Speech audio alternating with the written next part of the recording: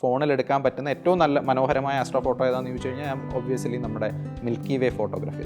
ക്യാമറയുടെ lens cap വെച്ചിട്ട് photo എടുക്കാനായിട്ട് പിടിച്ച് കഴിയുമ്പോഴായിരിക്കും അറിയാം, പക്ഷേ നമ്മൾ കളിയാക്കും. പക്ഷേ ആസ്ട്രോ ഫോട്ടോഗ്രാഫിയിൽ നമ്മൾ അങ്ങനെ തന്നെ ഫോട്ടോ എടുക്കുക. ഒരു ആസ്ട്രോ ഫോട്ടോഗ്രാഫറുടെ ഒരു ഫോട്ടോ കണ്ടു കഴിഞ്ഞാൽ കഴിവതും ഒരു ബഹുമാനിക്കാൻ പഠിക്കണം, അല്ലെങ്കിൽ സമയം കണക്കാക്കാൻ വേണ്ടിയിട്ടാണ് നമ്മൾ മനുഷ്യൻ ആകാശത്തിന് ഡിപ്പെൻഡ് ചെയ്ത് തുടങ്ങുന്നത്. അപ്പോൾ ഇങ്ങനെ മാറി മാറി മാറി 27 ദിവസം കഴിഞ്ഞ് 28ാമത്തെ ദിവസം വീണ്ടും പഴയ സ്ഥലത്ത് പോയി. അതിൽ ചന്ദ്രൻ ആരുടെ കൂടെ നിൽക്കുന്നു അതാണ് ജന്മനക്ഷത്രം. പ്യുവർ സയൻസിൽ നിന്നും ഈ സ്യൂഡോ സയൻസിലേക്ക് മാറുന്നു. സയൻസ് അറിയാവുന്നവർക്ക് വായിക്കാൻ പറ്റിയ ഒരു ബുക്കുണ്ട്, താളിയോല എന്ന് പറഞ്ഞിട്ട്. പക്ഷേ ഭൂമിയിലൊരു പ്രശ്നം വന്നിട്ട് ഇവിടുന്ന് പോവേണ്ടി വരുമ്പം ഇത് ആർക്ക് ആക്സസിബിൾ ആയിരിക്കും എന്നൊരു വിശ്വാസത്തിൻ്റെ ഭാഗമായിട്ട് അവർക്ക് പ്രാർത്ഥിക്കുകയോ ഒക്കെ ചെയ്യാം. അതൊരു പേഴ്സണൽ ചോയ്സാണ്. പക്ഷേ ഇതൊരു പബ്ലിക് ഡൊമൈനിലേക്ക് കൊണ്ടുവരുമ്പോഴാണ് ഇത് പ്രശ്നമാവുന്നത്. Astro photographer, astronomic educator Sarath പ്രഭാവാണ് ഇന്ന് നമ്മുടെ കൂടെ ജോയിൻ ചെയ്യുന്നത്. Welcome to the show. Thank you so much. ഞാൻ ഇൻസ്റ്റയിൽ ശരത്തിനിങ്ങനെ കണ്ടു തുടങ്ങുന്ന സമയത്തൊക്കെ ഭയങ്കര ഒരു ക്യൂരിയസ് ആയിരുന്നു. ഒരുപാട് കാര്യങ്ങൾ നമുക്കറിയാത്ത ഒരുപാട് കാര്യങ്ങളെക്കുറിച്ച്, നമുക്ക് കുറേ മിഥ്യാധാരണകൾ നിലനിൽക്കുന്ന ഒരു ഏരിയയും കൂടിയാണ്. അപ്പോൾ പിന്നെ നമുക്ക് കൂടുതൽ അറിയാത്തത് കൊണ്ട് തന്നെ നമ്മൾ വളരെ ക്യൂരിയസ് ആയിട്ടുള്ളൊരു ഏരിയ ആണ് ശരത്ത് കൂടുതലും സംസാരിക്കുന്നതും വർക്ക്ഷോപ്സ് എടുക്കുന്നതും ഒക്കെ. എൻ്റെ ഒരു ആകാശത്തിനോടുള്ളൊരു കൗതുകമൊക്കെ തുടങ്ങുന്നത് അമ്മയിലൂടെയാണ്.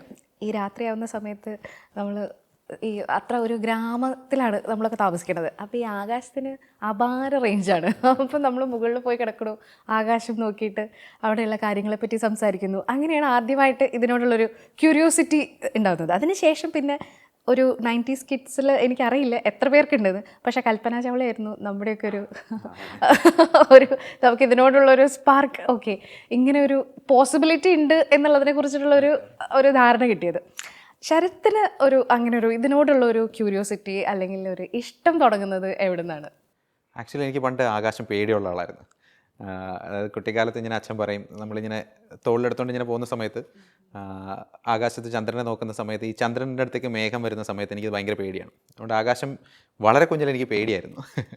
പിന്നീടാണ് ഇതിനോട് ഇഷ്ടം തുടങ്ങുന്നത്. എനിക്ക് തോന്നുന്നു ഞാൻ ഈ സാധാരണ എല്ലാവരും പറയുന്ന പോലെ എനിക്ക് ജനിച്ചപ്പോൾ തൊട്ടേ സ്കൈ ഇഷ്ടമാണ് അങ്ങനെ ഒരാളെ അല്ല. ഞാൻ ഏതാണ്ടൊരു +1 +2 ആ ഒരു ടൈമിലാണ് ആകാശത്തെ അറിഞ്ഞു തുടങ്ങുന്നത്. നമുക്ക് സ്കൈ കാണുമ്പോൾ കുറേ നക്ഷത്രങ്ങളുണ്ട്, എല്ലാ ദിവസവും കാണുന്നുണ്ടെന്നപ്പുറം അതിനെക്കുറിച്ച് പഠിക്കാനോ അങ്ങനെ ഒന്നും ഒരു ഇൻട്രസ്റ്റും തോന്നിയിട്ടില്ല. പക്ഷെ അങ്ങനെയാണ് നമ്മുടെ അടുത്തുള്ള വായനശാലയിൽ ഒരു കുട്ടികൾക്കുള്ളൊരു ക്യാമ്പ് നടക്കുന്നു.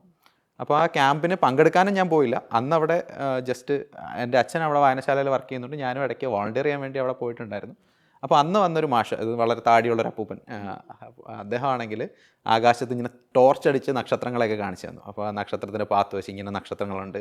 അതേപോലെ ഞാൻ ശ്രദ്ധിച്ചൊരു സാധനമാണ്, നമുക്ക് ഈ നമ്മൾ കാണുന്ന ജന്മനക്ഷത്രങ്ങൾ ഇങ്ങനെയുള്ളതൊക്കെ ആകാശത്തുണ്ടെന്നും അത്തരം ആകാശത്തെ അങ്ങനെ കാണിച്ചു തന്നു, കുറേ നക്ഷത്രഗണങ്ങളെ പരിചയപ്പെടുത്തി. അപ്പോഴാണ് ഈ സാധനത്തിലൊരു ഇൻട്രസ്റ്റ് ആദ്യം തോന്നുന്നത്.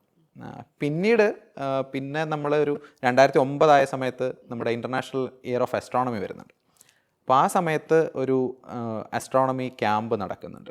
ഒരു ആസ്ട്രോ കേരള എന്ന് പറയുന്നൊരു സംഘടനയാണ്, ട്രിവാൻഡ്രം ബേസ്ഡ് ആണ്, ഓൾ കേരള സംഘടനയാണ്. അപ്പം അവരുടെ ഒരു പ്രോഗ്രാമിന് ഞാൻ പോകുമ്പോഴാണ് കുറച്ച് ഡീറ്റെയിൽ ആയിട്ട് ഇത് പഠിക്കുന്നത്. അപ്പം ആസ്ട്രോണമിയിൽ ഇൻട്രസ്റ്റ് ഉള്ളവർക്ക് അറിയാം, നമ്മുടെ പാപ്പുട്ടി മാഷിനെ പോലുള്ളവരുടെയൊക്കെ ക്ലാസ്സും ഒക്കെ ഉണ്ടായിരുന്നു. അപ്പോൾ വളരെ രസകരമായ ആസ്ട്രോണമിയെക്കുറിച്ചുള്ള കുറേ ധാരണകൾ അങ്ങനെയാണ് കിട്ടുന്നത്. പിന്നീട് ഞാൻ പഠിക്കുന്നതെല്ലാം പഠിപ്പിക്കാൻ വേണ്ടിയിട്ടാണ്. നമ്മൾ പലപ്പോഴും ഫെയിം ആൻഡ് മെത്തേഡ് എന്നൊക്കെ പറഞ്ഞ് പറയാറുണ്ട്. അപ്പോൾ നമുക്ക് പഠിപ്പിക്കേണ്ട ആവശ്യമുണ്ട്. അപ്പം കുറേ ഔട്ട്റീച്ച് പ്രോഗ്രാംസിന് പോകാൻ പറ്റി. അപ്പം ചെറിയ ചെറിയ സ്കൂളുകളിൽ കൊച്ചുകുട്ടികളോട് സംസാരിക്കുക, അവർക്ക് ആസ്ട്രോണമി പറഞ്ഞു കൊടുക്കുക, ഇങ്ങനെ കുറച്ച് പരിപാടികൾ തുടങ്ങി. അപ്പം അതിന് നമ്മുടെ പരിഷത്ത് വഴി, ശാസ്ത്ര സാഹിത്യ പരിഷത്ത് വഴിയും കുറേയധികം ക്ലാസ്സുകൾ നമുക്ക് കിട്ടുന്നു. അപ്പോൾ അങ്ങനെ ക്ലാസ് എടുക്കാൻ പോകുമ്പോൾ നമ്മൾ എന്തായാലും ഒന്നുമില്ലാതെ പോയി നിൽക്കാൻ പറ്റില്ല. അപ്പം ഫോർമൽ എഡ്യൂക്കേഷനിൽ നിന്ന് മാറി ഉള്ള കുറേ കാര്യങ്ങൾ കുട്ടികൾക്ക് കൊടുക്കണം. അപ്പോൾ ഇത് നമ്മുടെ ഫോർമൽ എഡ്യൂക്കേഷൻ ഇല്ല, അപ്പം അതിലും ഞാൻ പഠിക്കുന്നില്ല ഇത്. അപ്പോൾ അങ്ങനെ പഠിച്ച കാര്യങ്ങൾ കുട്ടികൾക്ക് പറഞ്ഞു കൊടുത്താണ് ഞാൻ ആസ്ട്രോണമി ഡെവലപ്പ് ചെയ്യുന്നത്, അല്ലെങ്കിൽ ആ ഒരു ഇൻട്രസ്റ്റ് അതോടുകൂടി വരുന്നത്. അതെ അതെ. ശാസ്ത്ര കേരളത്തിലൊക്കെ ഇപ്പോൾ എഴുതാറുണ്ടോ? ശാസ്ത്ര കേരളം, ശാസ്ത്രഗതിയൊക്കെയാണ് നമ്മുടെ വീട്ടിലൊക്കെ വരുത്തുന്ന മാസികകളിലൊന്നായിരുന്നു യുറീക്ക. യുറീക്ക, ശാസ്ത്ര കേരളമൊക്കെ വായിച്ചിട്ടാണ് ഞാനും സയൻസിലൊക്കെ ഒരു ഇൻട്രസ്റ്റ് ഉണ്ടാവുന്നത്. അതേപോലെ എൻ്റെ അച്ഛൻ തന്നെയാണ് എന്നെ പഠിപ്പിച്ചതും. അച്ഛൻ കുറച്ചുകൂടെ ഒരു സയൻസ് എക്സ്പെരിമെൻ്റ് ഒക്കെ ചെയ്ത് പഠിപ്പിക്കുന്ന കൂട്ടത്തിലായിരുന്നു. അപ്പം അതൊരു ടീച്ചിങ് അങ്ങനെ ഒരു ഇഷ്ടമുള്ളൊരു സാധനമായിട്ട് ഉണ്ടായിരുന്നു. പിന്നെ ശാസ്ത്ര കേരളത്തിലൊക്കെ പിന്നീട് ഞാൻ കുറേ കാലം കഴിഞ്ഞ് ഞാൻ PG ഒക്കെ കഴിഞ്ഞതിന് ശേഷമാണ് കുറച്ച് ലേഖനങ്ങളൊക്കെ എഴുതിയിട്ടുള്ളത്. അതേപോലെ തളിര് അങ്ങനെയുള്ള കുട്ടികളുടെ മാസികകളിലൊക്കെ എഴുതുന്നതും പിന്നെ ലൂക്കായിൽ എഴുതുന്നത് അങ്ങനെ. ലൂക്കയെ കുറിച്ചിട്ടൊന്ന് പറയുമോ? ഞാൻ ലൂക്കയെ കുറിച്ചിട്ട് വളരെ അടുത്തിപ്പോൾ ശരത്തിനോട് സംസാരിക്കുമ്പോഴാണ് അറിയുന്നത്. ലൂക്ക നടത്തുന്ന പ്രോഗ്രാംസും അതുപോലെയുള്ള കാര്യങ്ങളെ കുറിച്ചിട്ടൊന്ന് പറയുമോ? ലൂക്ക ആക്ച്വലി നമ്മുടെ കേരള ശാസ്ത്ര സാഹിത്യ പരിഷത്തിൻ്റെ തന്നെ ഒരു ഓൺലൈൻ സയൻസ് മാഗസീനാണ്. അപ്പോൾ അതിൽ പ്രധാനമായിട്ട് വരുന്നത് ആർട്ടിക്കിൾ തന്നെയാണ്. ഒരുപാട് ആർട്ടിക്കിളുകൾ കൃത്യമായിട്ട് വരുന്നുണ്ട്. പിന്നെ അത് കൂടാതെ ലൂക്ക കോർഡിനേറ്റ് ചെയ്യുന്ന കുറേ, ഇപ്പോൾ ഈ ഇടയ്ക്ക് ഉണ്ടായിരുന്ന സയൻസ് സ്ലാം എന്ന് പറയുന്നൊരു പ്രോഗ്രാം ഉണ്ടായിരുന്നു. അത് വളരെയധികം പോപ്പുലറായിരുന്നു. കേരളത്തിൽ എമ്പാടും ഒരുപാട് ഗവേഷകർ, അതും യുവ ഗവേഷകർ അവർ സംസാരിച്ചുകൊണ്ടിരുന്നത് അവരുടെ കട്ടിംഗ് എഡ്ജ് റിസർച്ചാണ്. അത് പബ്ലിക്കിനോട് അല്ല, ഒരു സയൻസ് കോൺഫറൻസ് പോലെയല്ല, സാധാരണ ആളുകളുടെ അതിൻ്റെ ഭാഷയൊക്കെ.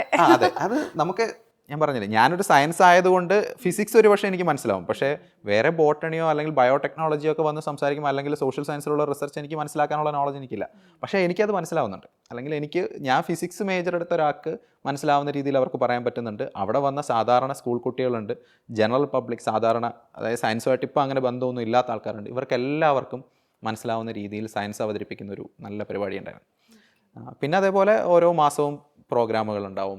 ഇപ്പം നോബൽ പ്രൈസ് അനൗൺസ് ചെയ്യുന്നു എന്ന് വിചാരിക്കുക. അപ്പം നമുക്ക് ഈ നോബൽ പ്രൈസ് സാധാരണ ഒരാൾക്ക്, ഇപ്പോൾ എനിക്ക് ഫിസിക്സിലെ കുറച്ചൊക്കെ മനസ്സിലായേക്കും, അതും കുറച്ചേ മനസ്സിലാവുള്ളൂ, എല്ലാം മനസ്സിലാവണമെന്ന് പോലില്ല. അപ്പം അത്തരം സയൻസ് സാധാരണക്കാർക്ക് വേണ്ടിയിട്ട് കുറേയധികം ടോക്കുകൾ അവർ സംഘടിപ്പിക്കും. അപ്പോൾ ആ ഫീൽഡിൽ എക്സ്പെർട്ടൈസ് ഉള്ള ആൾക്കാർ വന്ന് നമുക്ക് മനസ്സിലാവുന്ന രീതിയിൽ ഇത് പറഞ്ഞു തരിക. അങ്ങനെ വളരെ ആക്റ്റീവായിട്ട് പോകുന്ന ഒരു ഓൺലൈൻ സയൻസ് പോർട്ടലാണ് ആക്ച്വലി ലൂക്ക എന്ന് പറയുന്നത്. നമുക്കിപ്പോൾ കാണണമെങ്കിൽ നമ്മളെങ്ങനെയാണ് അതിനുള്ളൊരു ഏത് പ്ലാറ്റ്ഫോമിലാണ് അവൈലബിൾ ആയിട്ടുള്ളത്? അത് അവരുടെ വെബ്സൈറ്റ് തന്നെയാണ്. ഓക്കെ. ഇപ്പം ഈ ഒരു ടീച്ചിങ് എന്ന് പറയുന്ന ഒരു കരിയർ എപ്പോൾ മുതലായിരുന്നു? ഈ ആസ്ട്രോണമിക് എഡ്യൂക്കേറ്റർ എന്ന് പറയുന്നൊരു ഇതിലേക്ക് എങ്ങനെയാണ് വന്നത്? ഞാൻ ഒരു PG കഴിഞ്ഞ സമയത്ത്, അതായത് ഞാൻ ട്രിവാൻഡ്രത്താണ് PG ചെയ്യുന്നത്, ട്രിവാൻഡ്രം യൂണിവേഴ്സിറ്റി കോളേജിലാണ്. അപ്പം യൂണിവേഴ്സിറ്റി കോളേജിൻ്റെ അടുത്ത് തന്നെയാണ് നമ്മുടെ പ്ലാനറ്റേറിയം ഉള്ളത്. അപ്പോൾ പ്ലാനറ്റേറിയത്തിൽ ഞാൻ ഈ പറഞ്ഞ ആസ്ട്രോയുടെ സംഘടന, astro Kerala amateur astronomers organisation base ചെയ്ത് വർക്ക് ചെയ്യുന്ന അവിടെയാണ്. അപ്പോൾ നമുക്കൊരു പ്രോഗ്രാം ഉണ്ടായിരുന്നു. എല്ലാ മാസവും ആദ്യത്തെ വ്യാഴാഴ്ച വൈകിട്ട് ഒരു ആസ്ട്രോണമി ടോക്ക് ഉണ്ടാവും. അത് വൈകിട്ട് 5:30. അതിപ്പോൾ ഏതാണ്ട് 15 വർഷമായി കൃത്യമായിട്ട് നടന്നുകൊണ്ടിരിക്കുന്ന ഒരു പ്രോഗ്രാമാണ്. അപ്പോൾ അതിന് നമ്മൾ ആദ്യം പാർട്ടിസിപ്പൻ്റ് ആയിട്ടാണ് നമ്മൾ പോകുന്നത്. പിന്നെ കുറച്ച് കേട്ട് കഴിയുമ്പോൾ നമ്മളോട് ചോദിക്കും, അവിടെ കുറച്ച് സീനിയർ ആൾക്കാരുണ്ട്, പിന്നെ ട്രിവാൻഡ്രം ആയതുകൊണ്ട് തന്നെ ഈ ISROയിലെ ശാസ്ത്രജ്ഞർ അങ്ങനെ ഒരുപാട് പേര് വരുന്നുണ്ട്. അപ്പോൾ നമ്മൾ അവിടെ വന്നിരുന്നത് കേൾക്കും, കുറേ ആരെങ്കിലുമൊക്കെ കുറച്ച് നോളജ് ഷെയർ ചെയ്യും, നമുക്കുള്ള ഡൗട്ട് ചോദിക്കാം. അപ്പം ഒരു ഇൻഫോർമലായിട്ടുള്ള ഒരു മീറ്റിംഗ്, പക്ഷേ ഒരുപാട് സയൻസ് പറയുന്ന ഒരു മീറ്റിംഗ് ഉണ്ടായിരുന്നു. അപ്പോൾ ഞങ്ങൾ സമ്മർ സ്കൂൾ നടത്തും കുട്ടികൾക്ക് വേണ്ടിയിട്ട്. സമ്മർ വെക്കേഷൻ ഒരാഴ്ച നീണ്ടു നിൽക്കുന്ന പ്രോഗ്രാം ഈവനിങ് സെഷൻസ് ആയിട്ട് നടത്തും. അപ്പോൾ അതിനാണ് ഞാൻ അന്ന് വരെ ക്ലാസ് ഒന്നും അങ്ങനെ എടുത്തിട്ടില്ല. അതും പ്ലാനറ്റേറിയത്തിൻ്റെ ഒരു വലിയ സ്പേസിൽ എടുക്കുക എന്ന് പറഞ്ഞാൽ നമുക്ക് ഭയങ്കര ടെൻഷനുള്ള കാര്യമാണ് ആദ്യമായിട്ട് ക്ലാസ് എടുക്കുന്ന സമയത്ത്. ഞാനാണെങ്കിൽ ഭയങ്കര സ്റ്റേജ് ഫിയർ ഉള്ള ഒരാളായിരുന്നു ആ കാലത്ത്. അപ്പം എൻ്റെ ഒരു ഫ്രണ്ട് അവിടെ കിരൺ മോഹൻ എന്ന് പറയുന്നത്, പുള്ളി ISROയിലെ സയൻറ്റിസ്റ്റ് കൂടിയാണ്. പക്ഷെ അദ്ദേഹമാണ് ഇങ്ങനെ നമ്മളോട് പറഞ്ഞിട്ട് ക്ലാസ് എടുത്ത് നോക്ക്, കുട്ടികൾ ക്ലാസ് എടുക്കല്ലേ. അപ്പം പിന്നെ നമുക്ക് സപ്പോർട്ട് ചെയ്യാൻ അവരുണ്ട്. കാരണം നമ്മൾ പറയുന്നതിൽ എന്തെങ്കിലും തെറ്റ് വന്നാലോ അല്ലെങ്കിൽ എന്തെങ്കിലും കൺഫ്യൂഷൻ വന്നു കഴിഞ്ഞാലോ, ഇനിയിപ്പോൾ നമുക്കറിയാത്ത ഡൗട്ട് ചോദിച്ചാലും അവിടെ എല്ലാവരും ഉണ്ട്. നമുക്കതുകൊണ്ട് അതിനകത്ത് പേടിക്കാനില്ല. കംഫർട്ടബിൾ ആയിട്ടുള്ള സ്പേസ് ആണ്. കംഫർട്ടബിൾ ആയിട്ടുള്ള, നമുക്ക് പേടിയുണ്ട്, ഇനി ആരൊക്കെ ഉണ്ടെന്ന് പറഞ്ഞാൽ നമ്മളാണല്ലോ സംസാരിക്കുന്നത്. അപ്പോൾ അങ്ങനെ ക്ലാസ് എടുത്ത്, അതിനാണ് ഞാൻ ആദ്യമായിട്ട് ക്ലാസ് എടുത്ത് തുടങ്ങുന്നത്. ഏതാണ്ട് 2013 തോന്നുന്നു ആദ്യത്തെ ക്ലാസ് ട്രിവാൻഡ്രത്ത് എടുത്തു തുടങ്ങുന്നത്. പിന്നീട് അങ്ങോട്ട് നമ്മൾ ഈ മന്ത്ലി മീറ്റിംഗ് ക്ലാസ് എടുക്കുക. പിന്നെ അതേപോലെ അപ്പോൾ അടുത്തുനിന്നുള്ള ചില സ്കൂളുകളിലൊക്കെ എന്തെങ്കിലും ഈവൻറ്റ്സ് വരും, ഒരു സ്കൈ വാച്ചിങ് വരുന്നു, അപ്പം ഒരു എക്ലിപ്സ് വരുന്ന സമയത്ത് എക്ലിപ്സുമായിട്ട് ബന്ധപ്പെട്ട് കുറേയധികം ക്ലാസ്സുകൾ വരും.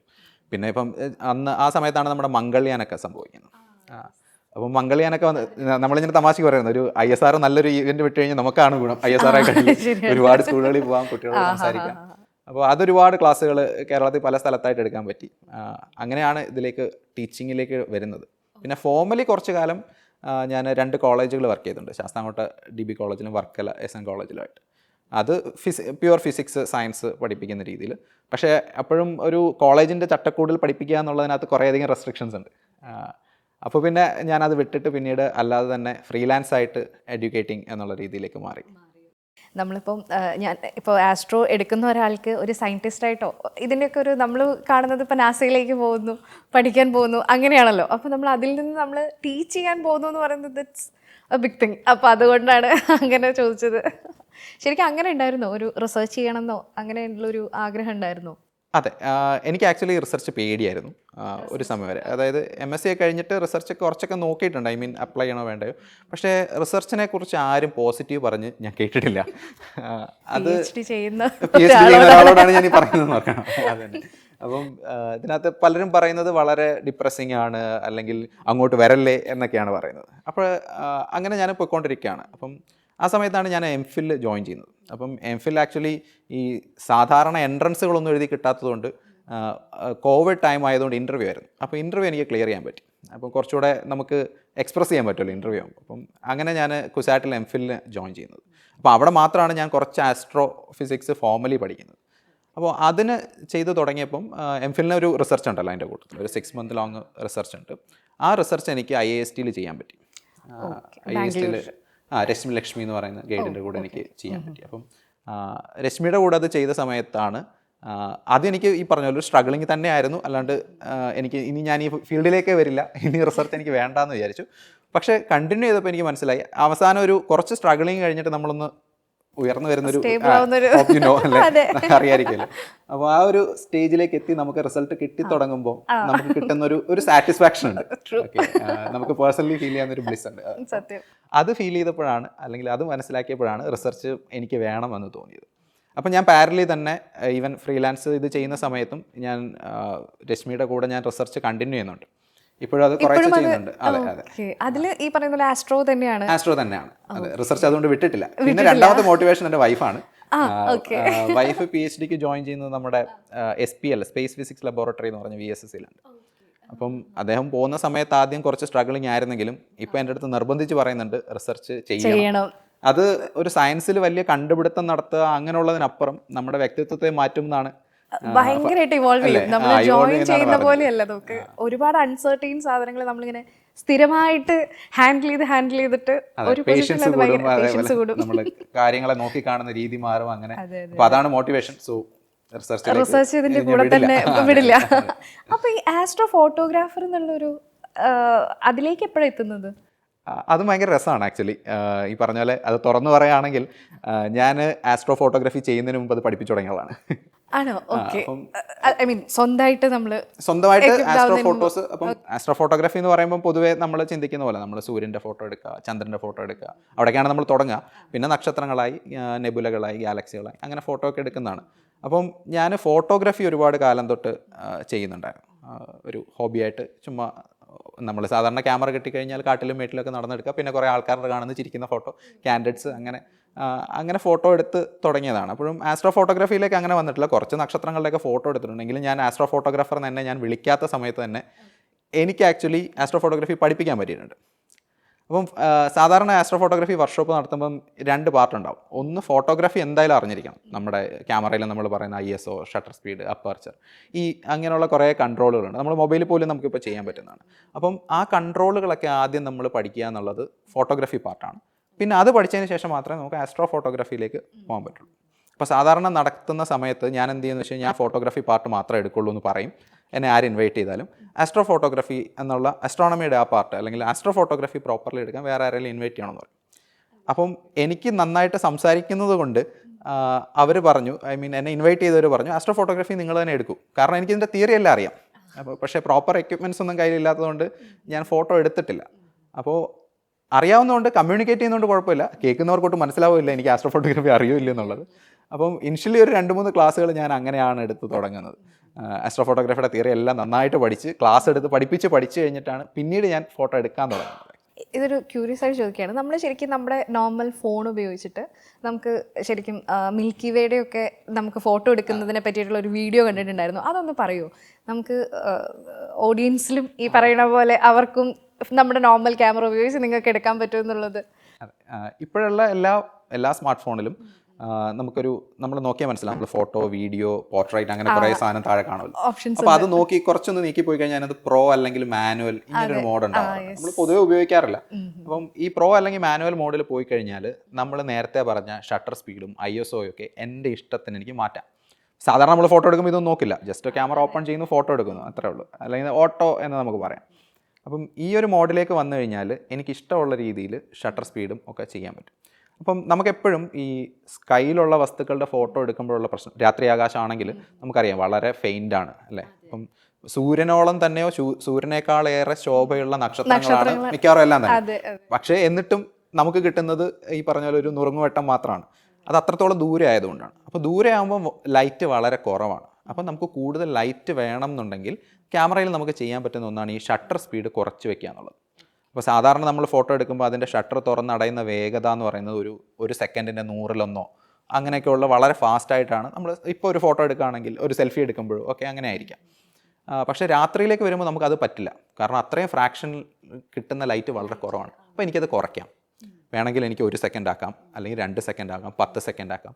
അങ്ങനെ കുറച്ച് വരുമ്പോഴാണ് നമുക്ക് കൂടുതൽ ലൈറ്റ് കിട്ടുന്നത്. അപ്പം ക്യാമറയിലും നമ്മൾ ഇതേ സെറ്റിങ് നോക്കുക. സാധാരണ ഇപ്പം മിക്കവാറും എല്ലാ ക്യാമറകളിലും 16 സെക്കൻഡോ 30 സെക്കൻഡോ ഒക്കെ വെക്കാൻ പറ്റും. പക്ഷേ ഈ 30 സെക്കൻഡ് വെക്കുമ്പോഴുള്ള പ്രശ്നം, 30 സെക്കൻഡ് നേരം ക്യാമറയുടെ ഷട്ടർ തുറന്നിരിക്കുക എന്ന് പറഞ്ഞാൽ എൻ്റെ ക്യാമറ അനങ്ങാൻ പാടില്ല. കയ്യിലിരുന്നാൽ ചെറിയ വിറയിൽ വരും. അപ്പോൾ ആ വിറയിലൊന്നും ഉണ്ടാകാൻ പാടില്ല. അപ്പോൾ നമ്മൾ പ്രോപ്പർലി ഒരു സ്റ്റാൻഡിൽ വെച്ചിട്ട് ആകാശത്തിൻ്റെ ഏത് ഭാഗം വേണമെങ്കിലും നമുക്ക് പകർത്താം. അപ്പം അങ്ങനെ എടുക്കുമ്പോഴാണ് നമുക്ക് നന്നായിട്ട് നക്ഷത്രഗണങ്ങളും അല്ലെങ്കിൽ സ്റ്റാറുകളും ചിലപ്പോൾ ചില സ്റ്റാറിൻ്റെയൊക്കെ നിറങ്ങളും ഒക്കെ നമുക്ക് ഇതിനകത്ത് കിട്ടും. അതിൽ തന്നെ ഏറ്റവും ഇൻട്രസ്റ്റിംഗ് ആയിട്ടുള്ളതാണ് ഫോണിൽ എടുക്കാൻ പറ്റുന്ന ഏറ്റവും നല്ല മനോഹരമായ ആസ്ട്രോ ഫോട്ടോ ഏതാണെന്ന് ചോദിച്ചു കഴിഞ്ഞാൽ ഒബ്വിയസ്ലി നമ്മുടെ മിൽക്കി വേ ഫോട്ടോഗ്രാഫി തന്നെയാണ്. അപ്പം ഭൂമിയിൽ നിന്ന് നോക്കിയാൽ മിൽക്കി വേ എങ്ങനെ കാണും എന്നുള്ളതനുസരിച്ച് ആ ഒരു ഭാഗത്തിൻ്റെ, അതിൻ്റെ മിൽക്കി വേയുടെ കേന്ദ്രവും അതിൻ്റെ സ്പൈറൽ ആമും വരുന്ന ആ ഒരു ഭാഗത്തേക്ക് ക്യാമറ തിരിച്ചു വെച്ചിട്ട് ഫോട്ടോ എടുക്കാം. അതിന് ജസ്റ്റ് നമ്മൾ എങ്ങോട്ട് ക്യാമറ തിരിച്ചു വെക്കണം എന്നറിഞ്ഞാൽ മതി. അതിന് നമുക്ക് ആക്ച്വലി ഒരുപാട് സ്റ്റാർ ഗേസിങ് ആപ്പുകൾ ഇപ്പോൾ കിട്ടും. നമ്മളിങ്ങനെ മേളിലേക്ക് നേരെ പിടിച്ചാൽ മതി. എല്ലാ നക്ഷത്രഗണങ്ങളെയും നമുക്ക് ഇങ്ങനെ കാണിക്കുന്നത് പോലെയുള്ളത്. പണ്ട് നമ്മൾ തുടങ്ങുന്ന സമയത്ത് ഈ 90s കിഡ് ആയതുകൊണ്ടുള്ള പ്രത്യേകതയാണ്.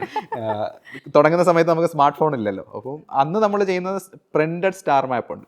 അപ്പോൾ അതിങ്ങനെ നോക്കിയിട്ട് ആകാശത്ത് നോക്കി കൃത്യമായിട്ട് ഏതാന്ന് കണ്ടുപിടിക്കുന്ന വലിയ പാടായിരുന്നു. ഇപ്പോൾ അതിൻ്റെ ആവശ്യമില്ല. ഇപ്പം സ്റ്റാർ മാപ്പുകൾ ഒരുപാട് സോഫ്റ്റ്വെയർ ആപ്പ് സ്റ്റോറിലും പ്ലേ സ്റ്റോറിലും ഒക്കെ ഉണ്ട്. അപ്പോൾ അതെടുത്ത് കഴിഞ്ഞാൽ എനിക്ക് പണ്ട് പറഞ്ഞ പോലെ നമ്മൾ സ്കൂളുകളിലൊക്കെ ഈ ക്യാമ്പ് ഉണ്ടാവുമ്പോൾ ടോർച്ച് അടിച്ചിട്ട് ആണ് പണ്ട് ഇതൊക്കെ ഇങ്ങനെ പറഞ്ഞു തന്നിട്ടുണ്ടായിരുന്നത്. ഇതാണ് വേട്ടക്കാരൻ ഈ സമയങ്ങളിൽ. അപ്പൊ ഇപ്പോഴും അങ്ങനത്തെ കാര്യം അതൊക്കെ ഇപ്പോഴും ഉണ്ടെന്ന് തോന്നുന്നു അല്ലേ? ഇതുപോലുള്ള ക്യാമ്പുകളൊക്കെ സ്കൂളുകളിൽ നടത്തുന്നില്ലേ? അപ്പോഴൊക്കെ ഈ പറയുന്ന ഈ ആപ്പ് ഡെവലപ്പ് ആവുന്നതും ഇതൊക്കെ കുറച്ചും കൂടി ഈസി ആക്കുന്നുണ്ടാവില്ല ഈ ഒരു കമ്മ്യൂണിക്കേഷൻ കുട്ടികളുമായിട്ടുള്ളതൊക്കെ. ആക്ച്വലി നമ്മുടെ ജോലി പൊയ്ക്കൊണ്ടിരിക്കുകയാണ്. മറ്റേത് കുട്ടികൾക്ക് അത്ഭുതമാണ് നമ്മളെങ്ങനെ ഇത് പറയുന്നു, ഇതെങ്ങനെ നമുക്കറിയാം. ഇപ്പൊ അവർക്കറിയാം നമ്മളെക്കാൾ മുന്നേ ഇത് ഇന്ന ആപ്പല്ലേ എന്നുള്ളത് അവർക്ക് കൃത്യമായിട്ട് അറിയാം. പക്ഷേ ഇപ്പോഴും നമ്മൾ ഈ പ്രിന്റഡ് മാപ്പുകൾ ഉപയോഗിക്കുന്നുണ്ട്. അത് കുട്ടികൾക്ക് ഫോൺ കൊടുക്കാതെ തന്നെ നമ്മൾ ചെയ്യും. അതെന്തിനാന്ന് വെച്ച് കഴിഞ്ഞാൽ, പക്ഷേ നമ്മൾ പറഞ്ഞു കൊടുക്കുകയല്ല, മാപ്പ് അവർക്ക് എല്ലാവർക്കും കൊടുക്കുന്നു. അവർ ആ മാപ്പ് ഉപയോഗിച്ച് ആകാശത്ത് കണ്ടെത്തുക. അപ്പോൾ ഒരു നക്ഷത്രഗണങ്ങളെയൊക്കെ അവർ തന്നെ ഡിസ്കവർ ചെയ്യുന്നൊരു ഫീൽ അവർക്ക് കിട്ടും. കുറച്ച് ഡിഫിക്കൽട്ട് പണിയാണ്, പക്ഷേ അവർക്കത് ഓരോ കോൺസ്റ്റലേഷൻസ് അവരായിട്ട് കണ്ടുപിടിക്കുന്നത് രസമാണ്. പിന്നെ അസ്ട്രോണമിയിൽ കുറച്ച് ഇൻട്രസ്റ്റ് ഉള്ളവർ എപ്പോഴും അങ്ങനെ തന്നെ ചെയ്യുന്നതാണ് നല്ലത്. നമ്മൾ ഓർത്തിരിക്കാൻ നല്ലത്. മറ്റേ ഗൂഗിൾ മാപ്പ് നോക്കി വഴി നോക്കി പോകുന്ന പോലെയാണ്. നമ്മൾ വഴി പഠിക്കില്ല, അടുത്ത പ്രാവശ്യം തിരിച്ചു വരുമ്പോഴും വീണ്ടും നമുക്ക് ഗൂഗിൾ മാപ്പ് വേണം, ആവശ്യമാണ്. പക്ഷേ ഫ്രണ്ടഡ് മാപ്പിലേക്ക് മാറുമ്പോൾ ഓർത്തിരിക്കാനുള്ള സാധ്യത കൂടുതലാണ്. ഇനിയിപ്പോൾ ഒരു പ്രൊഫഷണൽ ഫോട്ടോഗ്രാഫറാണ്, അല്ലെങ്കിൽ നമ്മുടെ കയ്യിൽ അത്രയും എക്യുപ്ഡ് ആണെങ്കിൽ അതിനുപയോഗിക്കുന്ന ലെൻസും കാര്യങ്ങളും അതിൽ വരുന്ന വ്യത്യാസങ്ങൾ എന്തൊക്കെയാണ്? ആസ്ട്രോ ഫോട്ടോഗ്രാഫിയിലേക്ക് വരുമ്പം ഇതിൻ്റെ ഏറ്റവും ഫോട്ടോഗ്രാഫേഴ്സിൻ്റെ അടുത്ത് ചോദിച്ചാൽ അറിയാം, ഫോട്ടോഗ്രാഫിയാണ് വളരെ എക്സ്പെൻസീവായിട്ടുള്ളൊരു, നമ്മൾ പലപ്പോഴും പറയില്ലേ, ഇപ്പം ഒരു പാസ്പോർട്ട് സൈസ് ഫോട്ടോ പ്രിൻ്റ് എടുക്കാനാകെ 20 രൂപയുടെ ചിലവേ വരുള്ളൂ. പക്ഷെ അവർ മേടിക്കുന്നത് പലപ്പോഴും 200 എന്നൊക്കെ പറഞ്ഞ് പലരും പരാതി പറയാറുണ്ട്. ആക്ച്വലി അതിൻ്റെ എക്യുപ്മെൻറ്റിൻ്റെ കോസ്റ്റ് നമ്മൾ കണക്ക് കൂട്ടാത്തതുണ്ട്. അപ്പം ആസ്ട്രോ ഫോട്ടോഗ്രാഫിയിലേക്ക് വരുമ്പോൾ വീണ്ടും എക്സ്പെൻസ് കൂടുതലാണ്. അതിനുള്ള ചില ട്രാക്കറുകൾ അങ്ങനെയുള്ള കാര്യങ്ങളൊക്കെ വേണം. പക്ഷേ ഒരു സാധാരണ ഫോട്ടോ എടുക്കുന്ന ഒരു ക്യാമറയുള്ള ഒരു പ്രൊഫഷണൽ ക്യാമറ കയ്യിലുള്ളവർക്കും ആസ്ട്രോ ഫോട്ടോഗ്രാഫി സുഖമായിട്ട് തുടങ്ങാൻ പറ്റും. അപ്പോൾ അതിന് ഇന്ന ലെൻസ് വേണമെന്നേ ഇല്ല, ഏത് ലെൻസ് ആയാലും ചെയ്യാം. പക്ഷേ അത് പല തരത്തിലാണ്.